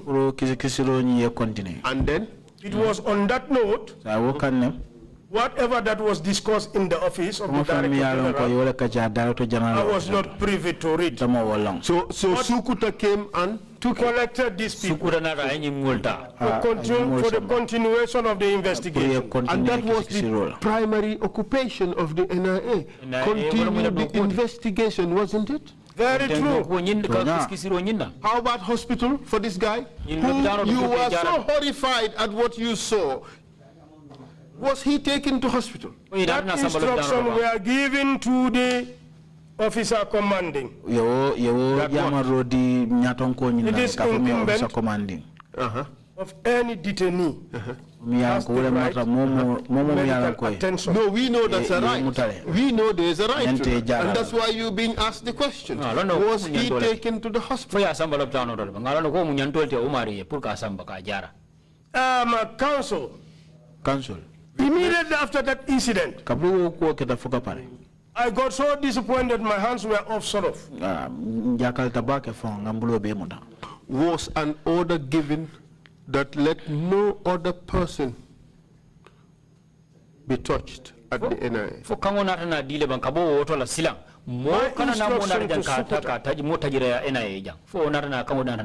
Do a very clean job. Well, when the NIA talks about the clean job, who knows what they mean? We have heard about VIP treatment, and apparently it means being brutalized and being soaked in cold water and ice. That's VIP treatment. We've heard about 5-star hotels. That was Yajame's hotel, not my hotel. So when the NIA speaks in such terms, we are terrified at what they may mean. See, Council, I want to be fair with you here. Council, love to telling me witness, before you just do that, answer one question he's asked him. That's very important. You said instruction was given for Kabu to be taken to the hospital. That's true, that's correct. What happened? You didn't say, you just stopped there. The I said instruction that. was given? Exactly so. Was he taken to the hospital? I will be very fair to this panel. After that, I did not make a follow-up. I think that was a flaw on my side. I was so the trauma was there until when I was told these people are going to court. From that, Council, just a moment, from the day when we dispersed at the reception of the Director General, I did not see any of these two people until these case files were sent to the Aegis Chamber. I have never set eyes on them again until about months, very close to a year later, we met at the court. So as far as you know, Kabu was left to languish in NIA. I did not make a follow-up, sir. Council, continue. I did not make a follow-up. So Kabu and Co were ultimately prosecuted. And the case collapsed. Can I explain? Short, quickly. Yes, please. After one or two appearances, bail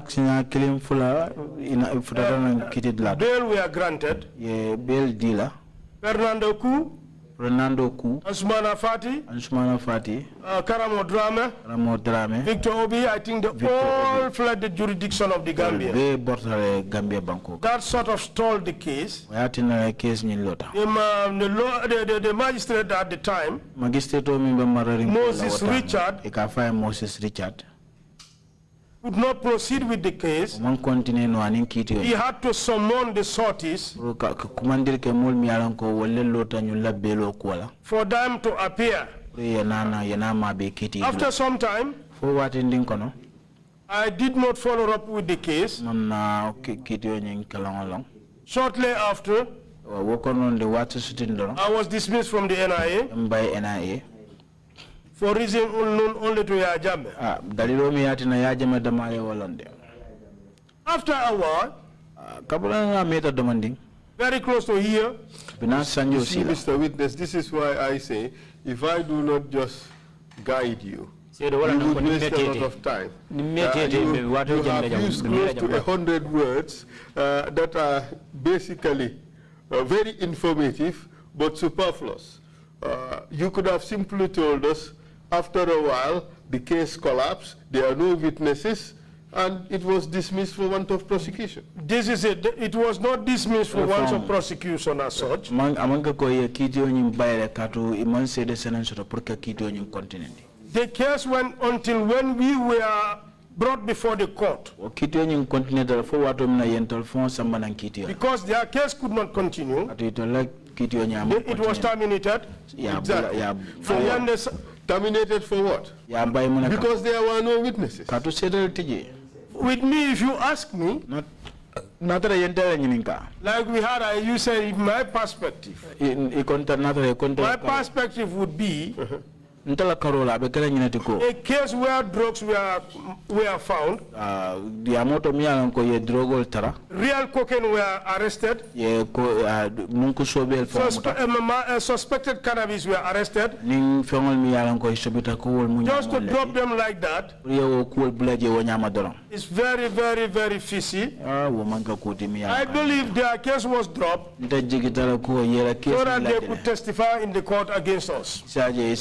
I beg to differ, and I can be corrected. That was my belief. Oh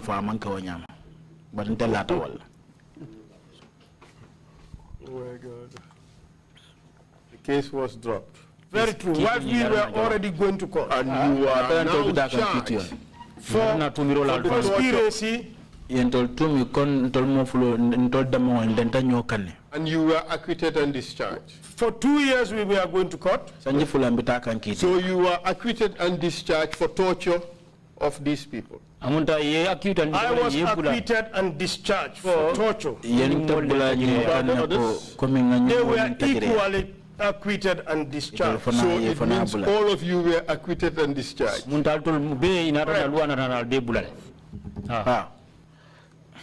Do you believe justice was done? Talk about your conscience. My part, justice was done. How about your co-accused? I will not call that because he has alleged him being tortured and it was very correct. The question is, was justice done on that part with regards to your co-accused? That one is very challenging. I think that was it's not a challenge. It's either justice. Having seen what was done and having witnessed what was said, I don't think justice was served. If I was charged for Fernando and others, you would have been guilty. I would have been guilty because I was going to say the truth. But why didn't you say the truth about the other guys who tortured Kabu and Co? I was not asked because I was not part of them who tortured them, so I was defending myself. Let's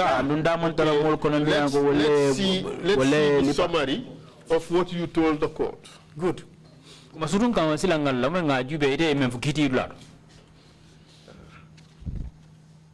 a second.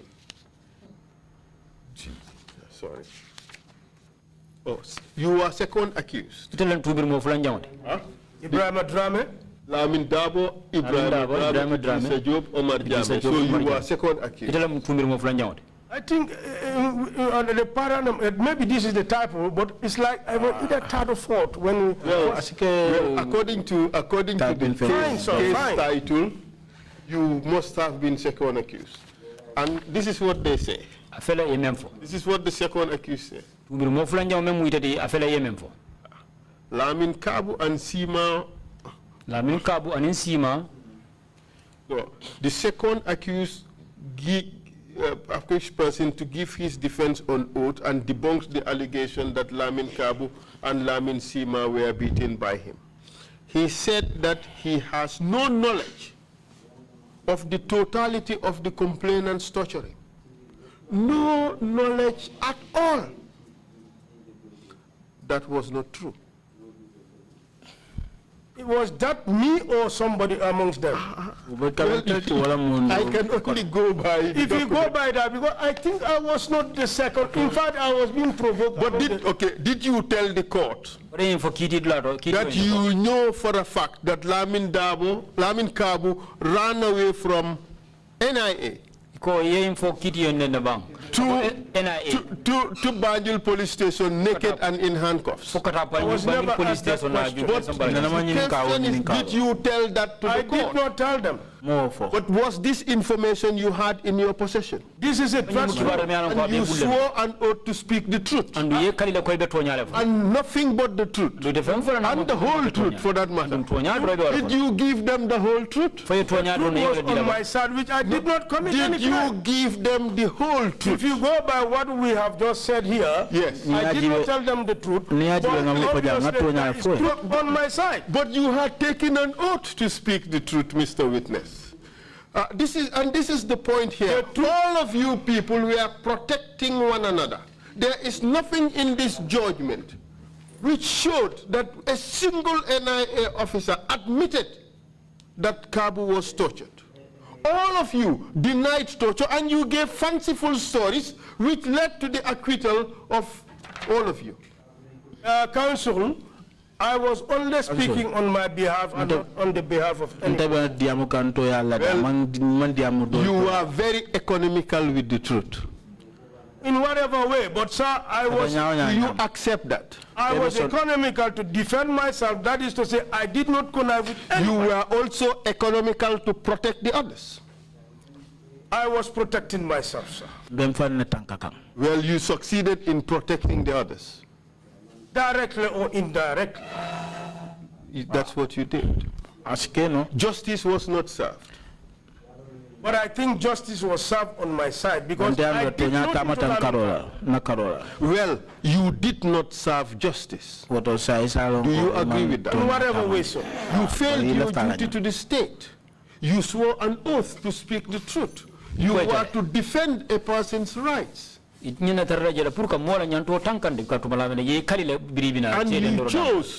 you chose to defend your colleagues. And even in the face of all that evidence, the judge acquitted and discharged. In fact, the rumor was there was judicial interference. Yaya Jammeh called the judge and directed that these people be acquitted and discharged. No wonder. Just can you imagine? You cannot have better evidence of torture than to have uncontroverted evidence that this victim had to run away from Marina Parade all the way to Buckle Street, naked, in broad daylight and in chains. Counsel, if you go by the charges, they said we conspired. And I personally did not conspire with anybody. When I went to court, hold a second on that. There were 2 counts. One was conspiracy to inflict grievous bodily harm. The second is inflicting grave bodily harm. Even if you argue that there was no conspiracy, which is a very tenuous argument, there is abundant evidence that this guy was beaten.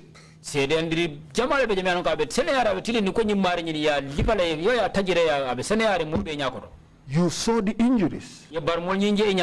According to you, you saw the bruises and the lacerations. Those were your words. Your Director General saw the bruises and the lacerations. Sukuta Jammeh saw the bruises and the lacerations. Nobody, of all the witnesses, nobody mentioned that in court. You guys went there with your omerta. You went there and you refused to speak the truth and you refused to implicate one another. You kept the oath of silence. Mum about the conduct of your colleagues. I'm very much impressed about Umarta, the code of silence by the Italian Sicily mafia. Well, that's what the NIA was. It was a mafia organization. Counsel. I went to that court to defend myself and nobody else. Well, I put it to you that you succeeded in defending your colleagues because you had that vital evidence. And very correct, sir. And you kept the omerta. Very correct, sir. Thank you very much. I have no further questions, Mr. Chair. Thank you very much indeed, Counsel. Thank you, Mr. Drammeh, for your testimony. Mr. Chair, I have just perhaps one last question. Please you remember this document that you wrote? This case of alleged torture, in which you detailed everything about what has happened in this case.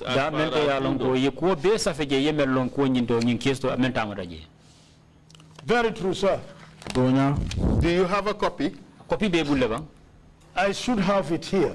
Yes, I do. I supplied that information. Yes. And it is a document that you have signed, correct? Do you realize that there is nothing in your document which shows that you beat Fernando Co and others? And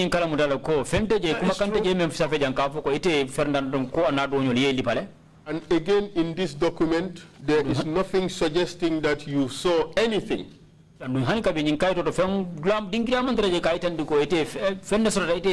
That showed that Kabu was tortured? So even in this document, you have decided to hide the information. Interestingly,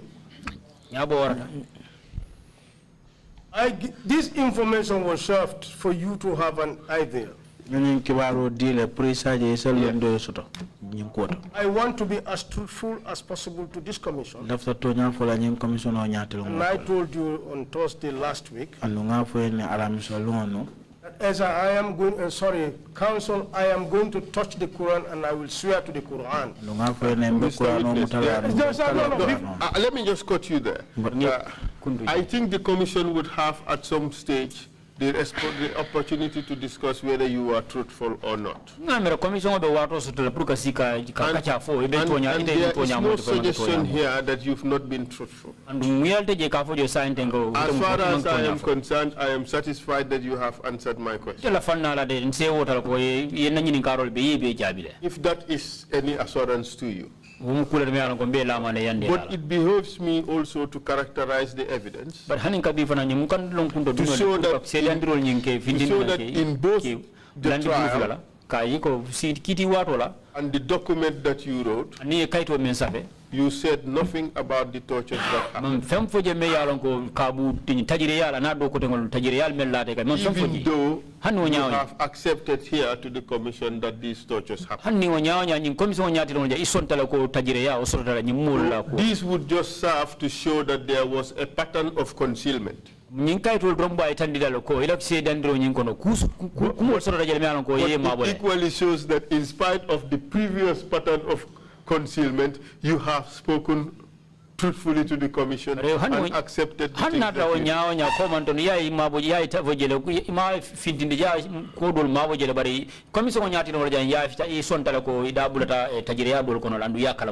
Council, there is life hereafter. Council,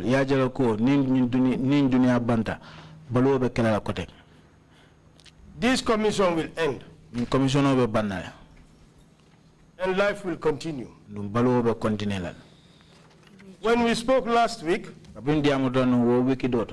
I told you I am going to help this commission that we put a rest to whatever that might have transpired. And in order to achieve that, is to be open to you and tell you the truth. This is why I have exactly told you the truth. That is between me and God and the Gambian people that I serve. Thank you, sir. I have just one issue to... Go ahead, please. Your prosecution, information that it was precipitated by criticism of the African, or by the African Commission for Human Rights, just before the AU summit was to be held in the Gambia. They criticized government for allowing the NIA to run amok and do the shenanigans that it was involved in. Hence your prosecution, but the case was soon dismissed immediately after the commission, immediately after this thing had passed. That's the theory. That's, I don't know, what do you have to say about that? Is that true? What do you say that to that? The AU Commission criticized Gambia government for letting the NIA run amok and carry out terrible rights violations.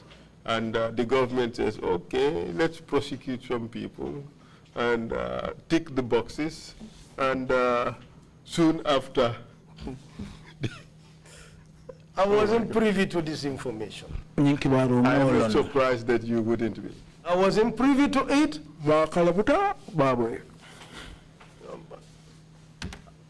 I would want to respect the views what is embedded in that information. From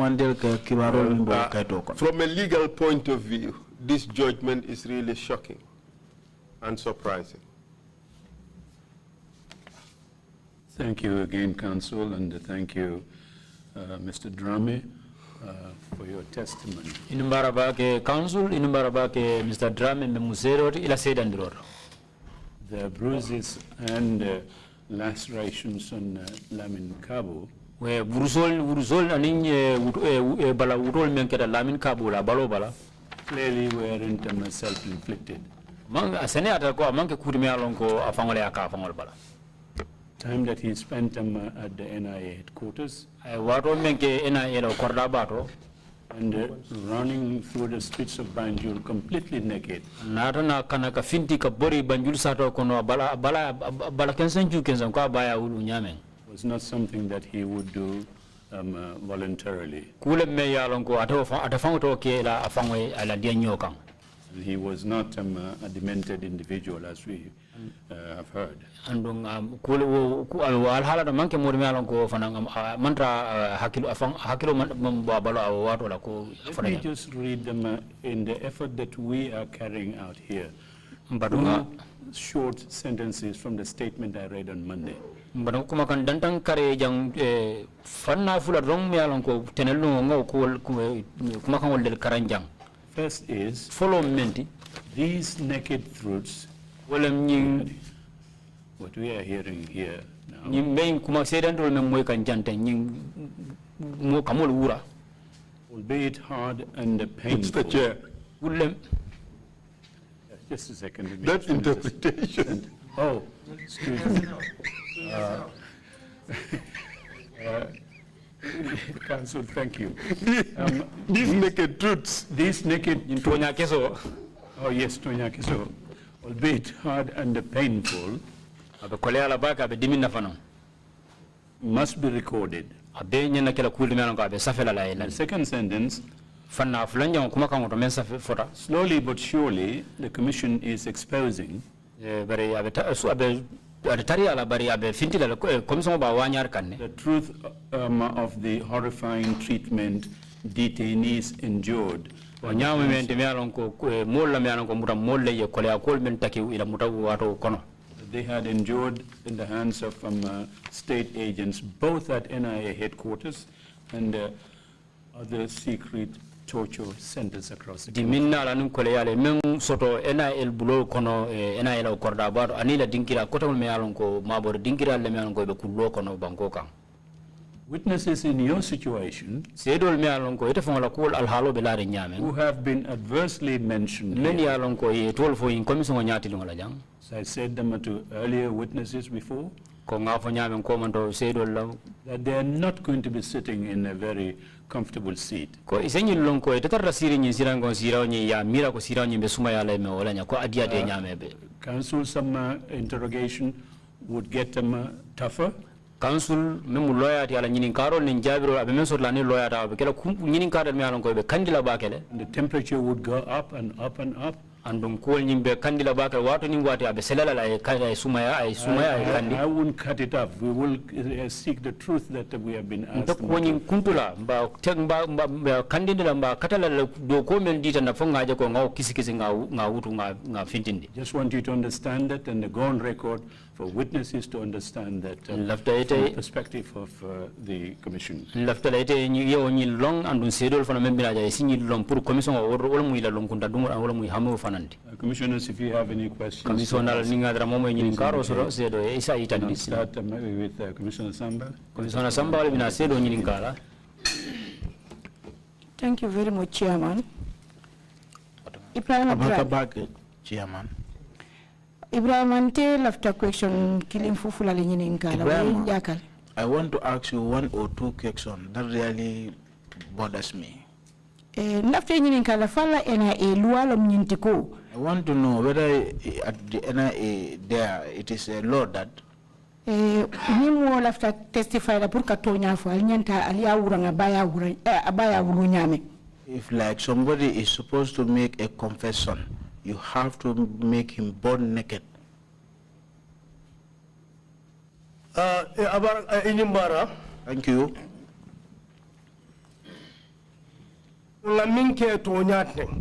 What we did is not the right thing. It is, we overdo that, do it. What I want to show to you is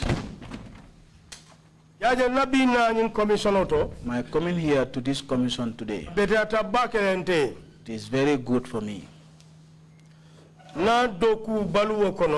my life, if it is I have a mistake that I made, it is this time around. And the reason being, I was aiming big, and also the and I was very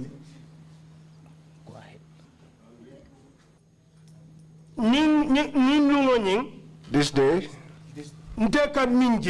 what I see, I don't even see those people. It is the Gambia that I look at.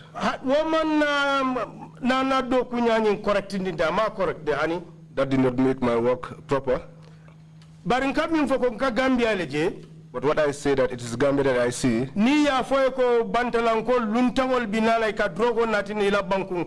When you are giving information that outsiders are bringing drugs into your country, and you think about your children, other people's children, the youth, whom you know that if they are not lucky, if they get their hands on these drugs, it will be a lot of destruction in the country. Secondly, I look at the interest of the country. So do you see that Gambia today, that it is outsiders or foreigners who have brought drugs into the country and distributed it around. And now we come to find these foreigners. The approach towards them was out of anger. I was very wrong. I was wrong. I was very, very wrong. I was very wrong. I didn't do well. What I was thinking then, that Gambians are paying me salary so that I could protect them. And then outsiders come with the intention of bringing hardship and destruction in this country. That was why I did this, took these extreme measures. And also, there is also one thing. This issue is like a bullet. Today we are at a stage. The maturity that I have acquired and the understanding that I now have, and more especially after the change of I have come to realize this mistake seriously. I have come to realize these mistakes seriously. The mistakes that I did definitely shouldn't have happened. Okay. Every human being, in whatever you are involved in, the Mandinkas say you consider or think about tomorrow. If you think about tomorrow, when you are hungry, you can return back to that in peace. And what you will not do to yourself. You don't do to others just as the lead councillor said. Because we all know that they violated the law. But ni loi tinya loi e memfo inyanta tamala wala ba loi ma fale ko aliye bala ken senju ken sen bula alike lipa ando altel ya lon ko altel fangu ita kelatella alte sonna wala. When they violate the law, we all know that they should face the consequences as stipulated by the law. But you strip them naked and you beat them, and you know that if it were you, you wouldn't do that. Truly, you said that you are helping the Gambia. But you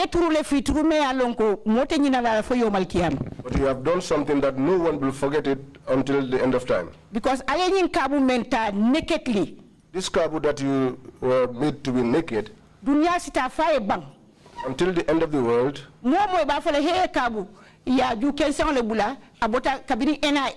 for police line. Adingulu ba moila, amamaringulu ba moila, amumurungulu ba moila, womu life history related. Everybody will keep saying this is Cabo who was undressed naked from NIA up to the police headquarters, and that is something that his children will hear, his grandchildren will hear, and his great-grandchildren will hear. The foreigners who are responsible for what you did have gone back home. But you and Cabo are still here. And ibu wole ba Cabo wurannu ayebori kabirin NIA for police line. And everywhere you pass, there will be these things said at your back that this is the guy who undressed Cabo and made him to run from the NIA up to the police headquarters. Dukarengal dani nal natal sina simbolo jube never again ninkana ke Gambia kono kotek because nimu history leti me alon ka bukanyina. Please, I appeal to you that each time you come here, you read our slogan, never again, because this is a history in the Gambia. And I also appeal to you to reach out to the people that you victimized and appeal for their forgiveness. Thank you very much. Thank you. Commissioner Kente, you have the floor, please. I would like to... Oh, sorry. Go ahead. Madam, Madam, you have spoken well. But yet still, there is one thing which I want this commission and the entire Gambia to know. I never insulted Lamin Cabo. I never said anything to him that will hurt him. I, EBRIMA, I have not laid a hand on EBRIMA. And I never gave any instructions to anyone to beat Lamin Cabo. I did not beat Lamin Cabo. He knows and I know, and between me and God, I know that I have not touched him. If you can recall his testimony, he said, somebody came and picked him up from my office and took him to Alaji Mor's office. He said when he got into that office, people were standing on either side of him. That is to say that he has seen all of them. He said Alaji Mor was seated facing him. He took a scissors and tore off his clothes. God is my witness. I wasn't there. I did not see it. I did not give the instructions. That is why I say, when they told me and I went until I saw him with my eyes, I was saddened. I was saddened. But also, one thing is there. What I said is that this commission will come to an end.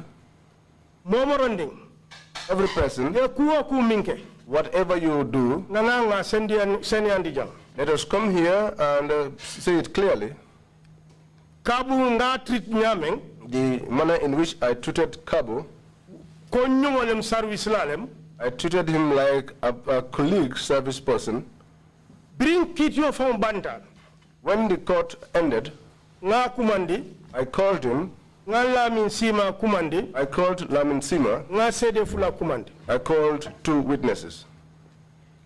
SSR is late. He was at that meeting. Lamin Sise is alive and he was in that meeting. I called Lamin Cabo and Lamin Sima. If you see the reason why I called you for this meeting, yesterday we were having a tussle, a push and pull at a particular place that has ended. Let us try and forgive one another. Myself, yourselves, whatever transpired, we all know what it is. I did not call you here for a court session.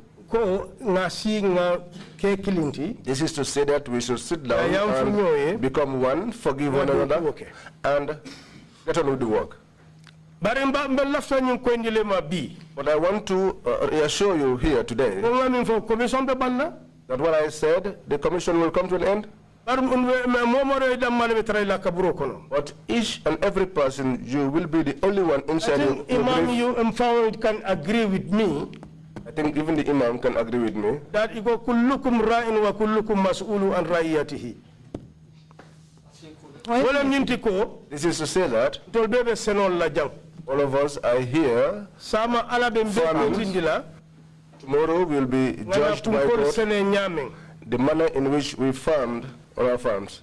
I want to assure you today, Lamin Kabu, Billahi, I swear, Billahi, I swear, Billahi wallahi tallah, I swear to God, he knows and I know between me and God, I never said anything to him, I never touched him, I never beat him. Billahi, I swear. I agreed that you have not beaten him. But it wasn't only Lamin Kabu. Witness many witnesses came here. They said that when you torture them,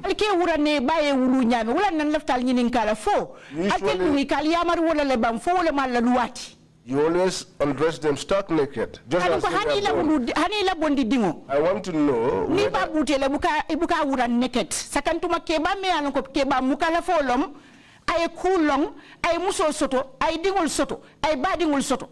I want to know whether you had directives to be tweeting your detainees.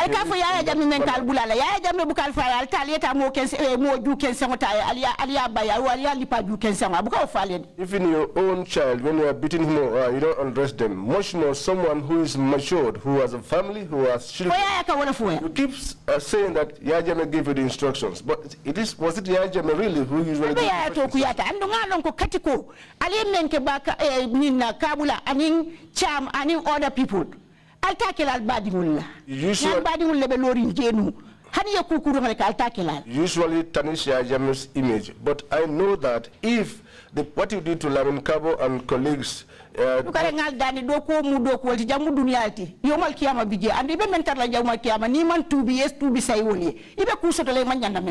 you thank you very much. If your relatives were in such position, I'm quite sure that you didn't have done that. Let us try to do things in the proper way, because this is not the end of everything. At the end of the day, there is life after here. Thank you. Thank you. I heard your statement and I accept it. But what would please me also, if we separate the issues, all the things that happened were wrong. They shouldn't have happened. That is very clear to me. Inshallah. By God's grace. Commissioner Kinte, you have the floor, please. Hello, assalamu alaikum. Alaikum salam. Drammeh, Ibrahim. How are you, Drammeh? Praise be to God. I want to ask on a few issues. During your discussions, your interactions with the lead counsel, Isa,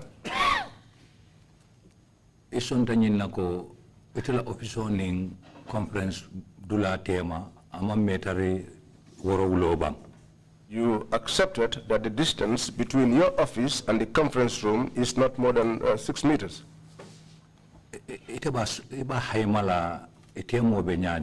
What would be your estimate of the distance between the two offices? Well, it's not that far, not very long. I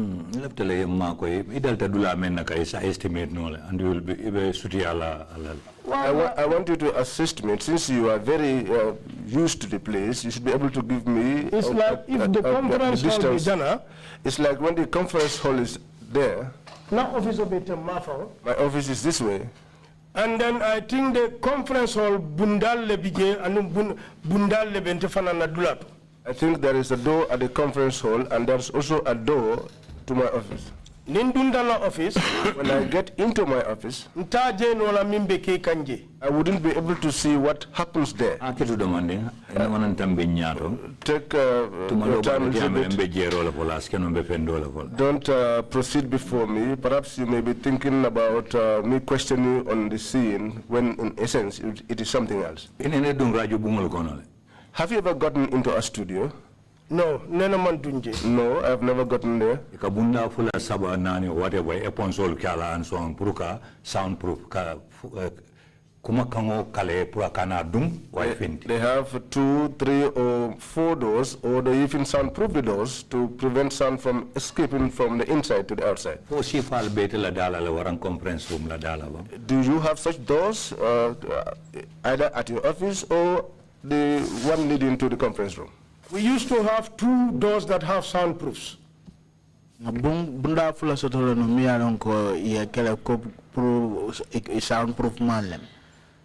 This conference hall here, Sotole. This conference hall has it. The Director General office Sotole. The director's office then had it. Conference hall the conference hall was one time the office of the Director General. Director General office wala koto. So I soundproof Sotole. So it had soundproof. And at the time, the Director General other area me use as their office. The other place that the Director General uses as his office also has a soundproof door. Soundproof bunda Sotole. Come take a bambandiko. It officer meter lulu konto woro. Sitara no jele. Li parole be keri nyindulado to bari mamoi. You are trying to strengthen the position that being in your office and given the 5-meter distance between your office and the conference room, even if beatings were taking place there, you would not be in a position to hear. Are you saying this is what the situation was between you and God? Conference hall bundabe surrounding. If I told the door to the conference hall was locked, until our office be surrounding, my office door was also closed. If I am inside my office, I wouldn't hear. If na ayatra, at all, na office bundabe yelering, the door to my office was opened. There is the possibility that I'm be sound tala. There is the possibility that I will pick up sound. Probably not as audible as it is in our soundproof sort of. Probably not as audible as it would be if there was no soundproof. Okay.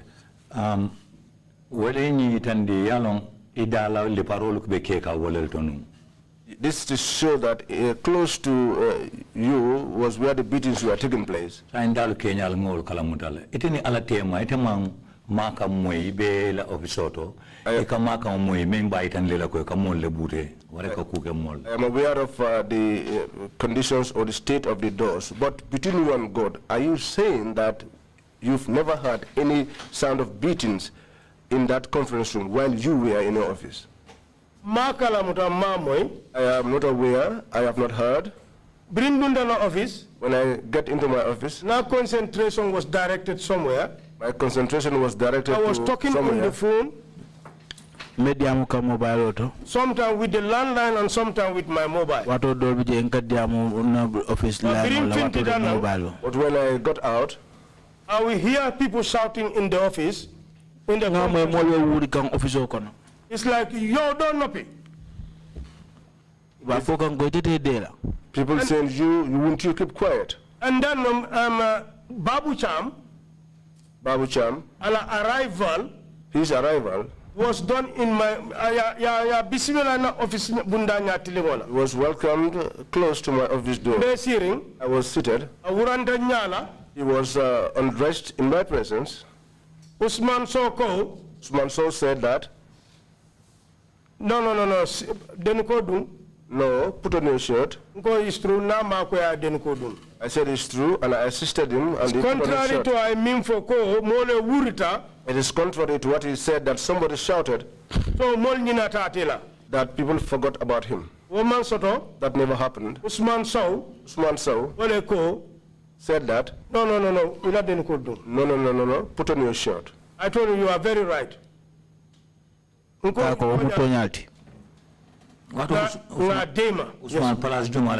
right now he's the Director General. He was the Director for External Security.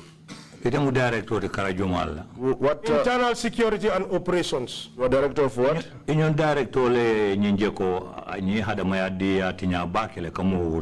It is your fellow director who realized that this individual's rights were violated. And he is director of only one office, and you are director of two offices. And allow for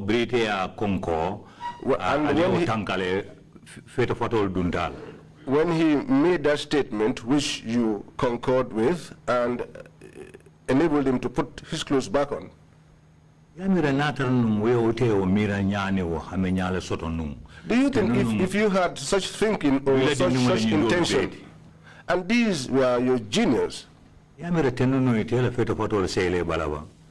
think that you would have given them back their clothes to put on? I think I think they ended up returning back their clothes. It's not like it was not like they were left there just like that.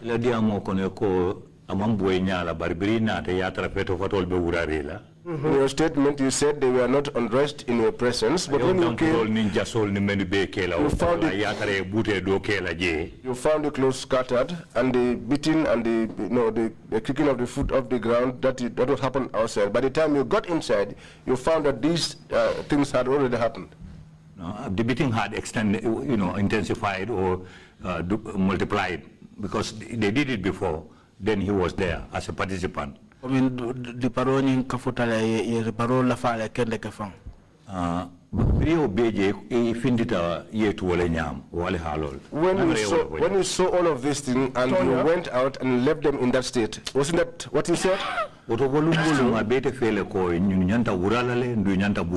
It seems as if in that day you were with the mindset that these people truly had to be undressed and also had to be beaten. Not undressed, stripped naked and Commissioner, you are very right. Commissioner, I am for Walem. You see, the devil, if it possesses anybody, you don't are able to have a limit to yourself. I do not want you to forget one thing. I told this commission that I was angry. Very angry for that matter. I was very angry for that matter. You, as a foreigner, bringing drugs into the country. The aftermath and the disaster of Minkela. My thoughts were on the aftermath and the disaster that you caused the country. Now that anger was the reason why I could not see all of these other truths. This is why. This is why I could not keep quiet. You must speak that truth. The time, if you'd asked me, if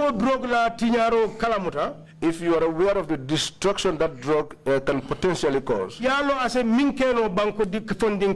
you know the harm it can cause the youth of this country, today at the Tanka 90% of the patients on Min BJ, 95% of the patients at the psychiatric unit there are all as a result of drug-induced psychosis. Having knowledge about that, and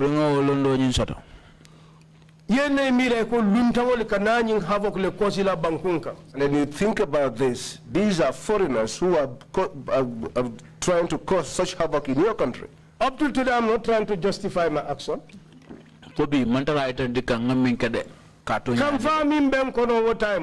anger that was in me at the time. Thinking I'm serving the Gambian people. Gambia Banco Kantanala Molu. To safeguard and protect the Gambia and its and our people. And I didn't think about foreigners doing such things inside of the country. That anger, that was why I could not see all other things. But honestly speaking, that shouldn't have been. Okay. I will leave that issue aside. The person whose position you are now occupying was a student of mine, Bunsane. I'll leave that. Maybe later on we could have a discussion on the issue. The other issue, when you went after Lamin Cabo,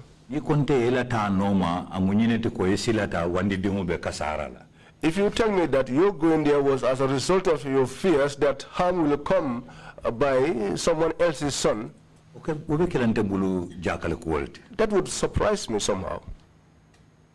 To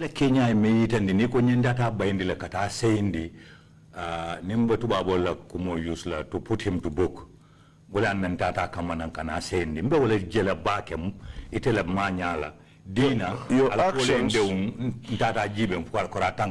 Your actions are such that if you had told me that you went after him to apprehend him and bring him back to book, that is something that I am more likely to believe than what you said earlier on. My reasons are 2 up to 3. First off, when you came and found him in this situation, he had clothes on. You praised God for that. If it were me, I will meet up with Alaji Moore on the way, and I'll just walk past him. Secondly, I'll hold him. And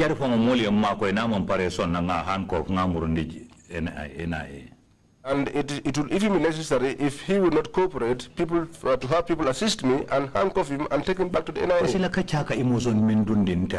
Because the emotion that I got from what you have said, if that is really the truth that you are standing by, you and Boone should not have gone into the same vehicle and put Lamin Cabo in it. And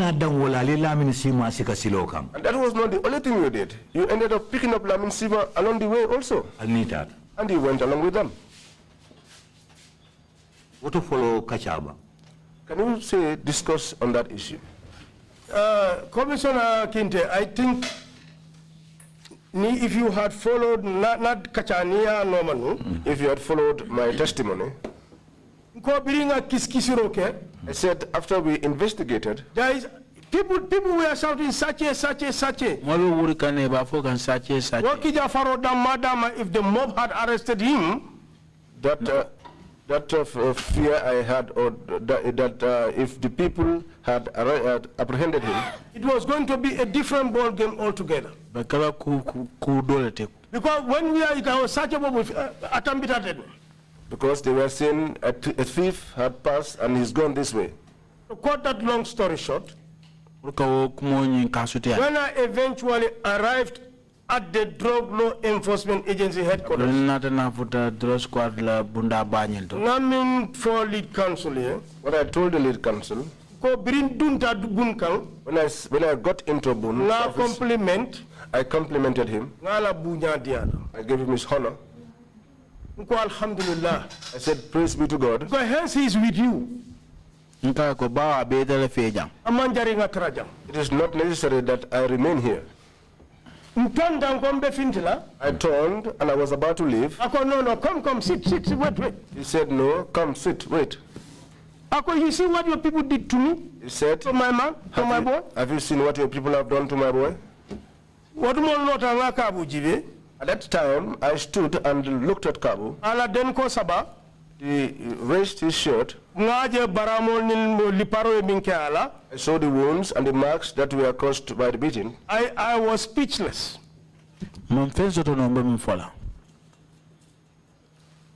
That was the time that Alajimor came in. Okay. Over time tala back. Haket over time tala back. That will take a lot of time, please. Alajimor la dunga yo be fonyala ko male. You have said everything about Alajimor's comment. Today you regret you've talked about issue today. What we realized that the taking of Lamin Sima was not an issue. But we then realized that he too was beaten. And the reason you are given was that after that happened, that was when you you got out of the something that you have accepted that is not normal, it is out of proportion, and it shouldn't have happened. You should have ensured that you establish something that is proper before you left. If at all, really, this is something that you had regretted.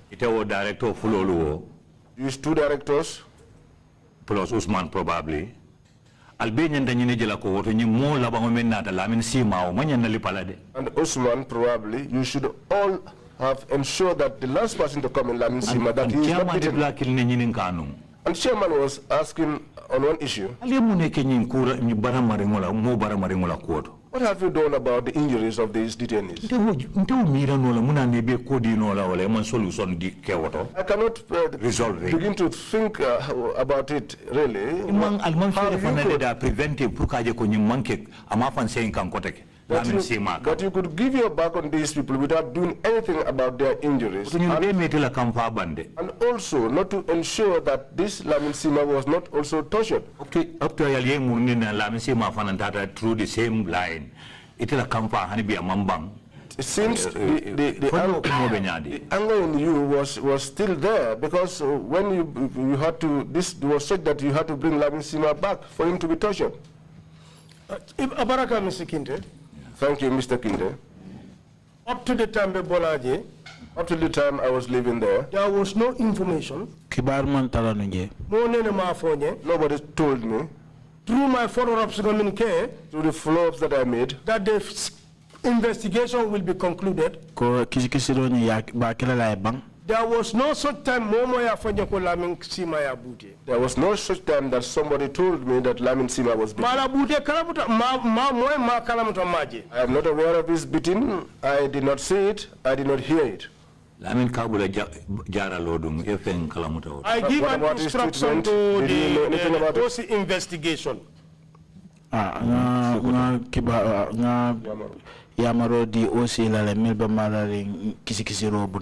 all the relevant action should be taken. Did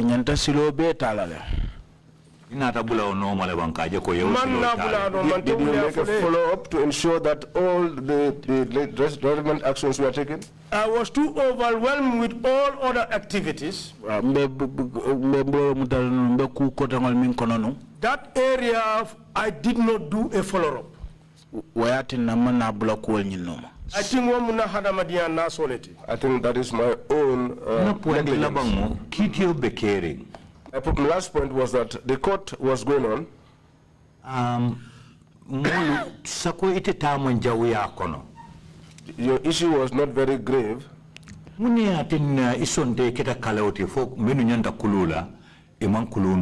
Why did you accept to become an obstacle so that those who really had to be punished escape punishment?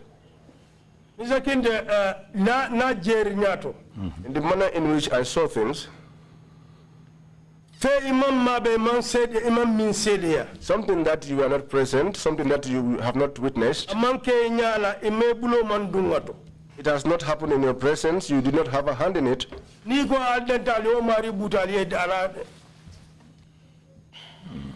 Lamin Kabula kuola about demanding Lamin Kabula Karola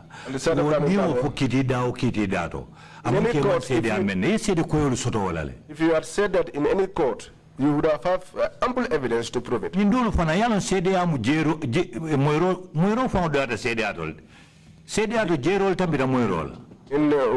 giving evidence as a witness, the seeing is more relevant than hearing. Londo la tunkun sabo kamoy kaje kama madronet kuliata jeroti. Three aspects of knowing, seeing, and hearing. Seeing is more prominent. But if you see that someone has been beaten and he has lacerations, yeah, until anywhere in the world. This other one ran into the wall. This other guy ran into the world. Then you should have made that known in the court. Lead counsel la kumoko ibe to nyalu mabo kan economical with the truth, concealing the facts to make people, you know, easy escape. Also, and this was the lead counsel said. And the other da kamale. And just as the lead counsel said, you were economical with the truth, you were concealing evidence, and you did that on purpose. I take God to plead to you to admit to these facts. Commissioner. Yeah. Actions before. These actions that you have mentioned, Commissioner. Someone went through all of these things, and I was aware of it. It was Lamin Cabo that was beaten. And it was the same Lamin Cabo that ran away. They said he ran naked. God is my witness. What I told you, I found him. I told you the clothes that he wore when he came into my office. Those were not the same clothes he had on. They were different clothes. That is a fact. But you did not say this in the trial. They did not ask me. In my statement, that I gave, it's there. This is why now for investigators This is why I said to the investigators that try and acquire the case file and acquaint yourself with the case. If you see me doing all those things, I want to be truthful to this commission. Whatever was written 10 years ago, that file cannot be changed. All the things I am saying to you here, it's in my statement. Okay. Let me end here. It's late. Personal file manjeno. On my own, you said your personal file. Investigate all your case file normal. The case file in the Aegis chamber. The case file. So chambers and in Ladul. No, in this case file you can only present Aegis chamber. The case file is with the Aegis chamber. Let's leave it at that.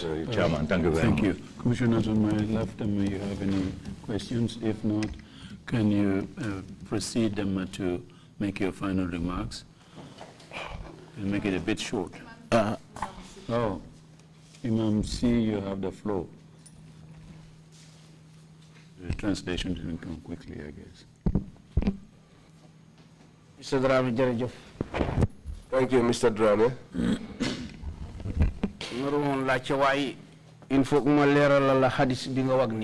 I did not want to ask, but I want to make clear this hadith. You stated the hadith that you mentioned. كلكم راع وكلكم مسؤول عن رعيته كو غيس سامولا te li nga sammu dinañ la ko laaj ëllëg ndax sammu nga ko sammu bu rafet wala sammu ko sammu bu rafet. Everyone is a guardian or a shepherd, and whatever is entrusted unto you, tomorrow you'll be questioned on it. I know that your work, mostly,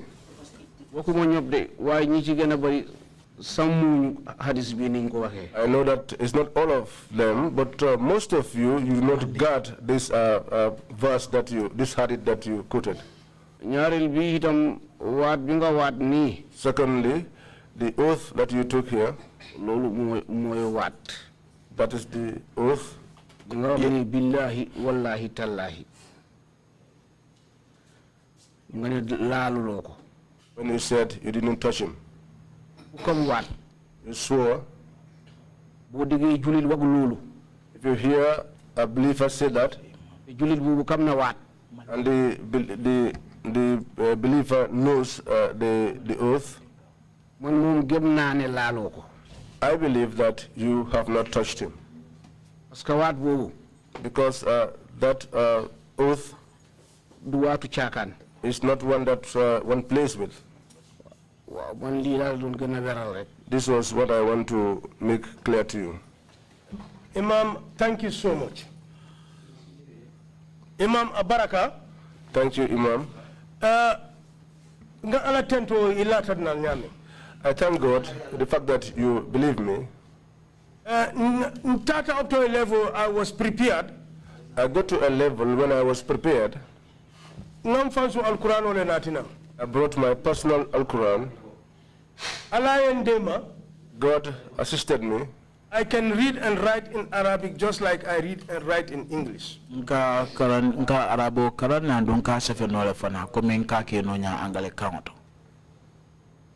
I was prepared for the commission to subject me to go and take an ablution, even to come and swear.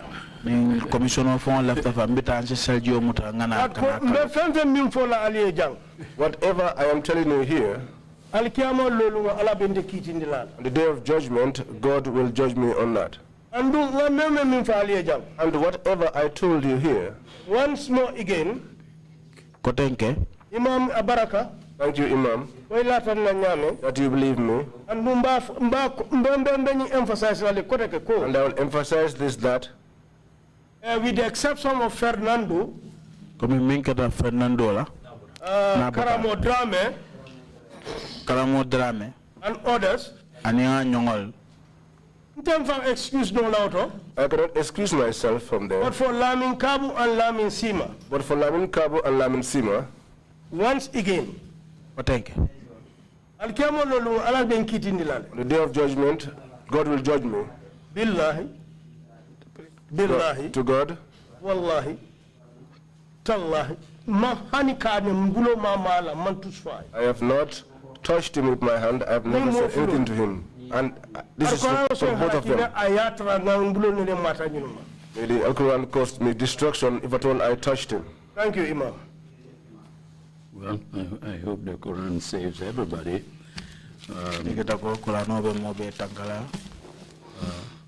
Hold it in one hand, slap several detainees several times, and karate kick somebody with the Quran you're holding the Quran in one hand.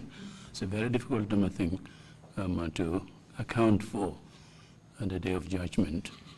If you have any concluding remarks to make, please proceed to do so now. Thank you very much. First of all, I want to thank the TRRC. Me follow mbetan turo kala TRRC la. Gambia Masakunda Tentuna. I thank the Gambia government. Thank the Gambia government for having the foresight in creating and commissioning the TRRC. Mr. Witness, for the purposes of the efficiency of the proceedings, I would prefer and I would recommend that you put your closing remarks in Mandinka and we have interpretation in English, if you don't mind. I will try. Please go ahead. Gambia Masakunda Tentu. I thank the government of the Gambia who had the foresight to establish the TRRC. The staff of the TRRC, you have a very hard task. But the work, whatever is difficult, if God wishes, it becomes light. Whatever is light, God will continue to make it lighter and make it truthful. That is this hadith. That is what I said earlier on. That is what I said earlier on. May God make your work light for you. The work the task that you have accepted is a difficult one. But anyone that wishes to assist you, then this job shouldn't be difficult. So all of you that are working here at the TRRC, I thank you and I hail you. Keep up the good work. Keep up the good work. I was told, my mother was my mom was not very comfortable. I sent tandi ala but what I put to her is that your son got himself into making some mistakes. As a result of his love for the country, there were some extreme actions taken on his part, and mistakes too were made.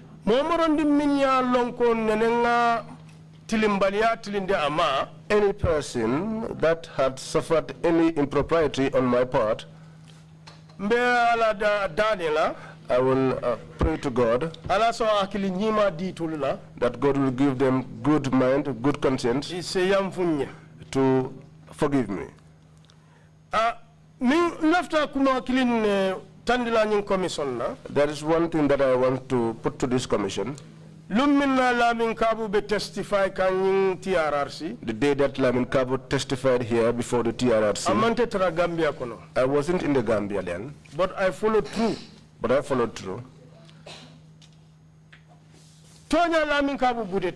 It is true that Lamin Kabo was beaten. Lamin Kabo ngalon keba dibi kono sila. Keba dibi kono sila. An elderly person sitting in dark. I know an elderly person sitting in the darkness. Nimol meje. If people don't see you, you see yourself. And it's clear to me that between me and God, if he sits between him and God, only the two of them, he knows that I, EBRIMA GIM, never said a word to him, much more to touch him. But God is the witness on that aspect. Whatever he experienced as a result saddened me, is not pleasing to me. And that is not what I wanted for him. And that was not what I wanted for him. But also what I want to put to the commission, for whatever reason, he said things about me here. They are so malicious. I think they are malicious. And I have done nothing to Kabu. In 2015, Lamin Kabu, akakodolta drug dealers ol bulu. He used to collect money from drug dealers so that he could compromise their cases. After taking the money, he will tell them that that money is to be given to the director of operations. So that at one time, one of the cases was not compromised. And the drug dealer got so angry that he exposed him. After that happened, that drug dealer was called to our headquarters. They called Kabu to our headquarters. When he arrived, we greeted each other. All the directors were seated. They asked him, do you know who the director of operations is here? He said, between him and God, he never knew anybody or knew anybody amongst the directors. So they asked him what transpired between you and Lamin Kabo. Ako Kausu Sise case dole be caring. He said one Kausu Sise's case was on. And after is a Kausu Bula. He wanted them to release Kausu. So ye Lamin Kabu Buki Koro Lamin Tatakanya Wilitang Anindulu. So they promised Lamin money worth of 15,000.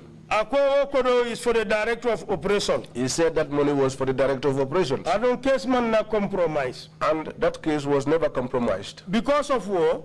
Because of that. Nin Lamin Kabu killing. The same Lamin Kabo. Masakunda ko ya kitindi. The government said that they tried him. And the same ako. And the same person said. Ako Kabu ye drug diala wafi. That Kabo gave him drugs to sell. But kiti bundato. But at the trial. Ye Kabu muta for official corruption. He was charged for official corruption. Because when he was accepting all of this, there were witnesses who mixed them with that. All of them were there. But So he was guilty on those on that charge.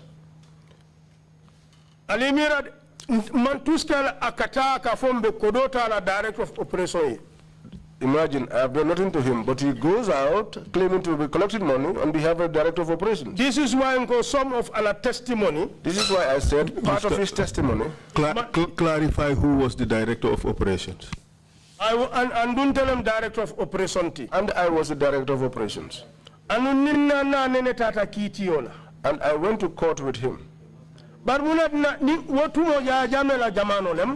that time was during Yahya Jammeh's time. He is lucky. If Yahya Jammeh was to have heard that, before the truth will come out, I would have suffered. To make this engagement sure. Lamin Kabo was found guilty. Lamin Kabo was found guilty. And once he was found guilty, he lost his job. From 2015 to 2019, Lamin Kabo he was not working. I mean for commission here. What he said to the commission, Bridge. I was at Denton Bridge. Bridge. When I left Denton Bridge, post gender and child welfare. They posted me to gender and child welfare. But he did not tell you that he was convicted. But he did not tell you that he was convicted. That the criminal activities was involved in was what led him to be tried and convicted. He said that. I have found commission. He also said to this commission that there was a person who knew me. That I told him that if he were to appear before this commission, that he, Lamin Kabo, will not get promoted, and that I will post him to the provinces. Lead counsel, Mr. Chairman, and all commissioners present. In 2019, the Office of the Director General of the Drug Law Enforcement Agency received a correspondence from the Office of the President. They said that if the agency can consider to re-employ Lamin Kabo. Ayatara. And at the time, when Kabo was experiencing hardship, and we were constantly having discussions, we were talking, communicating. There is no type of assistance which I have not extended to him. In the process, another letter was suffered to the Director General. He wrote a letter to the Director General appealing for a reinstatement. Inside this letter, he said that I have the honor and respect to write to your humble office for the above mentioned caption.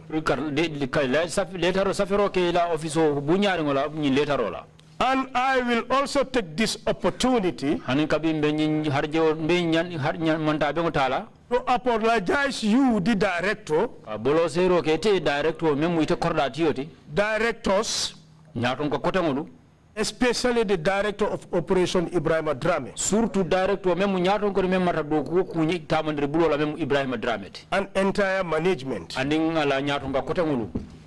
This is a letter. I mean, Director General. That he wrote to the Director General. Director General reply. I don't just to cut this long discussion short. The Director General's reply. He said, I want to acknowledge receipt of your letter. But what obtains now? If you go according to the public service regulation, if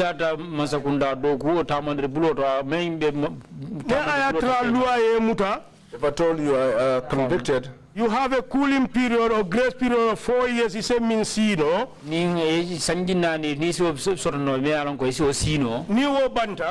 After that, you can apply and you may be reconsidered.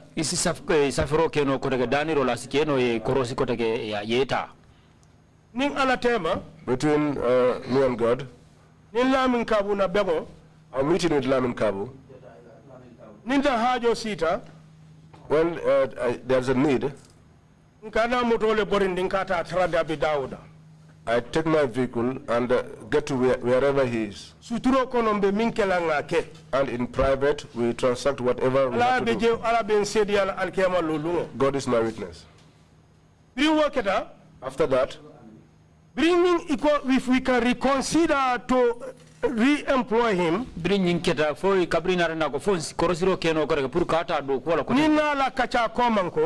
and the discussions we had earlier on,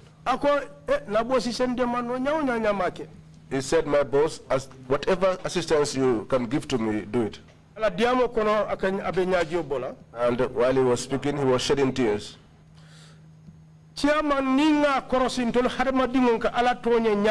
Chairman, if you observe, we human beings, the manner in which we offend God, and God is there sitting and forgiving us each time we ask for forgiveness, who am I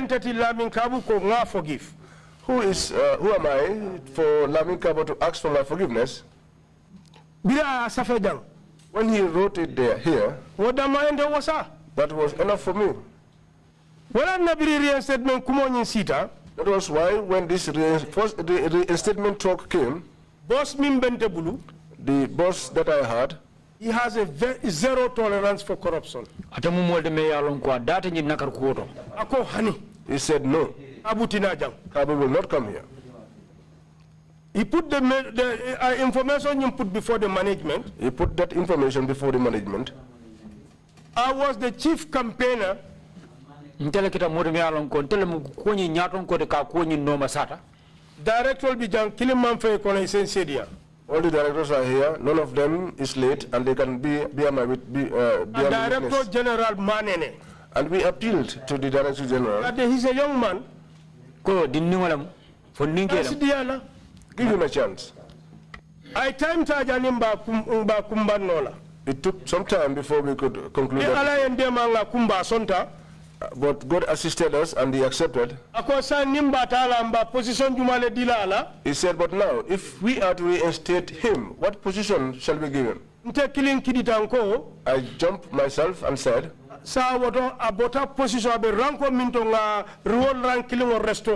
I said to him, sir, then let's reinstate him to the rank with which he left. That was sometime either August, September 2019. By God's grace, it was around September 2019.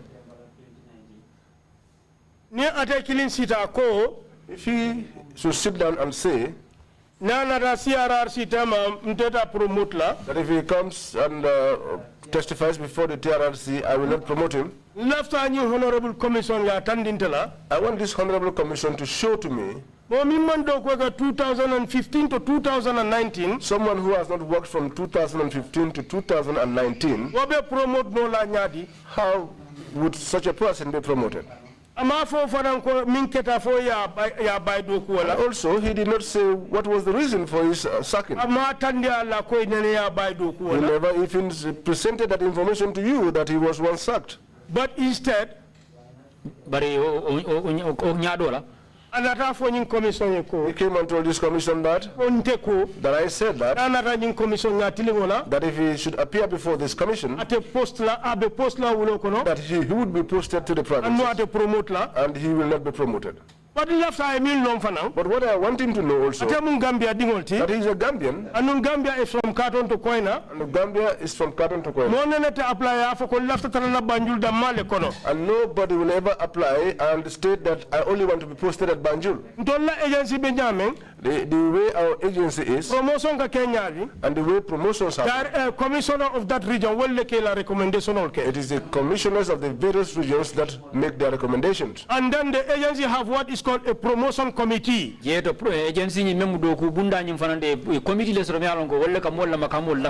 look in that. They will look into all those recommendations and put it before the Director General. But someone who has not worked for 4 years, you go and say that I say that you're not going to be promoted. Is there any proof in that? Let him produce that person. Please find out, tell him, find out, let him produce that person who said that I said such thing. He's told this commission that I sell drugs. When he was questioned, what case are you aware of? He said the Simon A. Madi case. The Simon A. Madi case, there was a panel that was constituted. That panel, the Gambia Police Force representatives, the Gambia Police Force had 2 representatives. The then NIA NIA had 2 representatives. The military intelligence Military intelligence had 2 representatives. Because the Gambia Revenue Authority representatives. Because the drugs were found in the container, the Gambia Revenue Authority too had representatives in that panel. And also Drug Law Enforcement Agency representatives. And the Drug Law Enforcement Agency also had representatives there. And I was not the person that was representing the Drug Law Enforcement Agency. I was not part of that panel. What I heard and what happened, the constitution of that paneling, instruction na mimbo former president ya. After they did their findings, report was and they wrote their report, case file and they closed their case file. Service bundal bela report di bela. They gave the report to all the heads of the various services, including President's office. Case file, the case file. Director General Rifa Asika Asamba Attorney General's chamber. The Director General took it to the Attorney General's chambers for legal advice and onwards prosecution.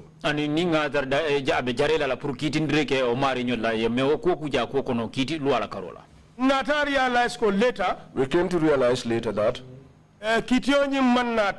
the trial could not proceed. And while that was happening, there was no correspondence to the Director General Katandiala Konyin case manta. And wokuobe kerang kaka watu mena fente jeme alon ko nyomwe irangolen kaitandi Director General Konyin kito nying amanta. So a trial in which I was not present, I was not also in the investigation. I cannot tell the head from the tail. During the Jammeh's regime, even if they locked me inside a barrel, can my hand touch that case? But Lamin Cabo, It pleases him. He came and sat here and said this kind of things. That aside, I want this commission to be aware that before I left the NIA, I was the longest serving director.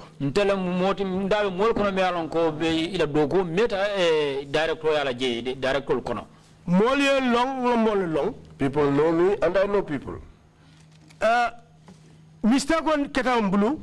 I made some mistakes. And that the only thing that is the case of Fernando and others. But God assisted me also. Now, during my time at the NIA, I assisted many Gambians there. Amongst them, there was Usainu Dabo, Antuman Gay, and one foreigner who came to the Gambia. When he was arrested by the NIA, he had manuals of weapon manual. We were suspicious that he was an agent of a foreign country. But after investigation in his case, he told a big lie.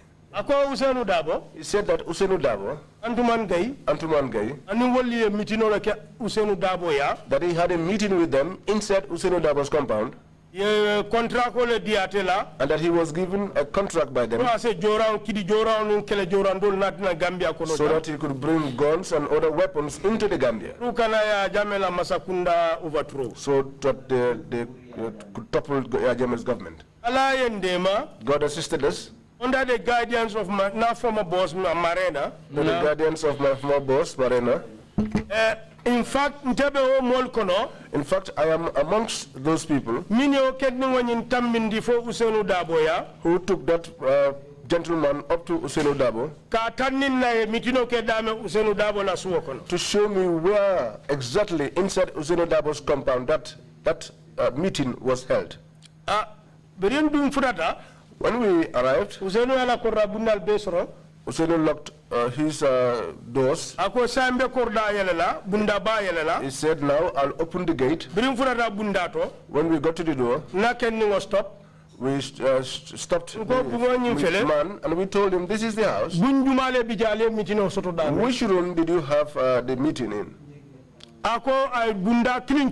He pointed to one room. I asked him, what is inside that room? He said there were tables and chairs. I said, really? Then we opened that room. And God being so good, we found a maid who was taking bath. In the end, I told her, put on a towel. I said to the man, is this a conference room? We took a U-turn. We went home. Usainu did not spend any night in detention. We didn't make different for him. And he and Antuman, we didn't make them to suffer. We didn't tell them any foolish words. They are all alive. They can testify. Also, there was a case inside the testimony here. There was one witness who gave a testimony. Imam Baba Traore of the Ahmadiyya. When they were detained, I was personally responsible. All the food that he got and other people used to come from their respective homes. I made sure that they had the opportunity to speak to their relatives if they want to. And he said that here in this commission. I am that Jim Drammeh who did that for him. That aside, Papsen, he was detained there. He was terrified. He got sick. He said he wasn't feeling well. That he was taking medicine. I said, can I take you to the hospital? He said, no, I have my medicines. I said, where are the medicines? He said, they are at home. I took a telephone and gave it to him and told him to call his wife for the medicine. It also happened. Sam Sar was under our custody. When I arrived, one day, the second day, the security said, sir, this detainee does not accept to take food. I went and met him there. Of that time, at that time, he was not yet put inside the cell. Mr. Sar, I asked him, Mr. Sar, I'm told that you don't accept food. He said that he was not trustful of eating. He was not. He did not trust to eat our food, the NIA people.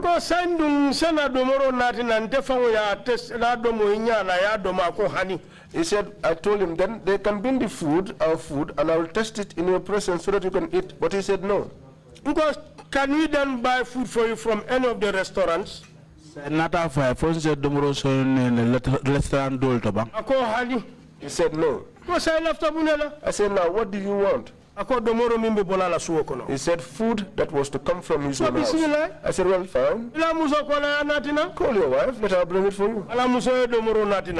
His wife brought food, but then I disturbed him there. Each time his lunch comes, he sits there and eats it all by himself, alone.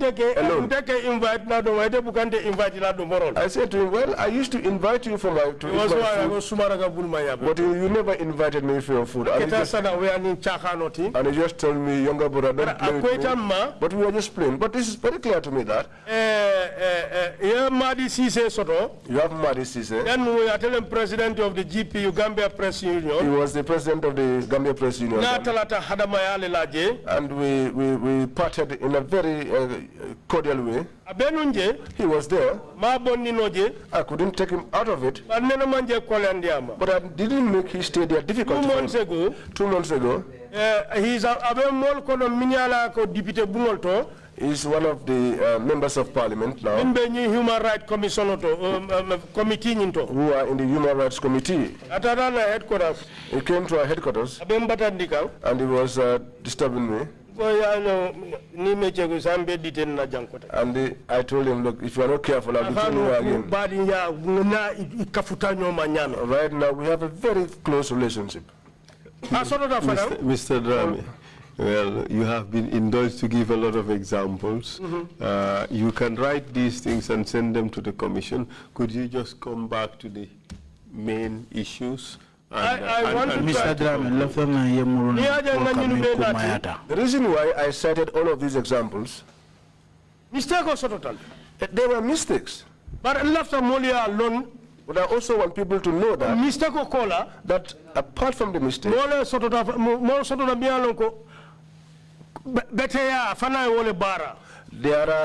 is also some good that I did. I'm a human being. To err is human. To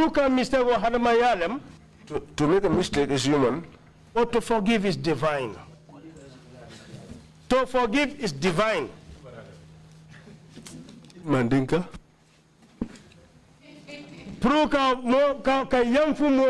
Forgive someone. Definitely it's a God's thing. What I want to make clear here, the same Lamin Kabo sat here. He said that I shot Alaji Sajo. It's not true. I never shot anybody. So this is why all of these people, I have the feeling that having done all that for him, all that I have done for him, he has that still the malicious intent inside him.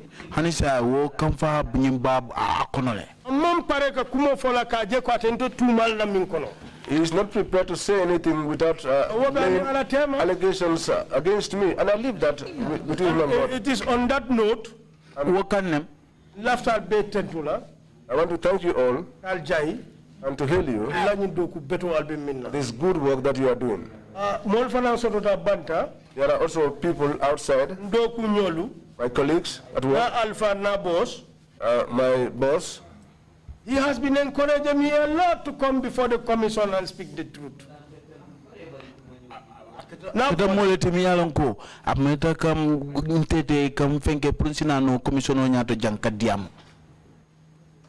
and anytime nimbe minkela, and anytime that I am doing something, na dunna findo TRRC jang, by coming in and out of the TRRC, nothing is done without his knowledge. Only one thing that comes from his mouth, when you go there, speak the truth. My mother said, when you arrive there, speak the truth. My elder brother said, when you go there, speak the truth. My wife, she said, EBRIMA, you are a family man. So when you go there, anything that will bring shame or disgrace to you, try and desist from it. And I want to tell her that the truth has been established here. I have spoken the truth. Inshallah, and God willing, whatever I said here, there's truth in it. I thank you. I hail you. Thank you. Thank you very much indeed, Mr. Drame, for coming to testify before the Commission. Mr. Chair, before you close, I'm coming. Just waiting for the translation. Mr. Drame, bafle baraka baka ila na jang porque la sediandiro di Commissioner. And just to mention that the translation of provinces into Maninga is not Wulokono. No fana kafo ko komin kana soro min keta kafo Santo Sate to wolem Wulokono te kafo mi province Santo Sate. It's not Wulokono. Amanka Wulokono te. All due respect, your village excluded, sir. Thank you very much, Council. You have some submissions to make. Are you saying he's Wulokono excluded? Are you saying he's... No, I am not Wulokono. I will take it. Thank you. Mr. Chair, I have 3 exhibits to put in. Mr. Witness, kindly send us that letter you referenced, the letter in which Kabu requested reinstatement and asked and apologized to you. Mr. Chair, the judgment in the case would be Exhibit 192, if you agree. And 19? 192. 92, yes. And the document he wrote giving his defense of the allegation of torture is Exhibit 192A. And the letter requesting reinstatement is Exhibit 192B. Thank you very much, Mr. Chair. Thank you very much, and Mr. Drame, thank you very much indeed for coming to testify before the Commission. We will end our proceedings here now and resume tomorrow morning at 10 o'clock. Meeting is adjourned. Thank you all very much indeed.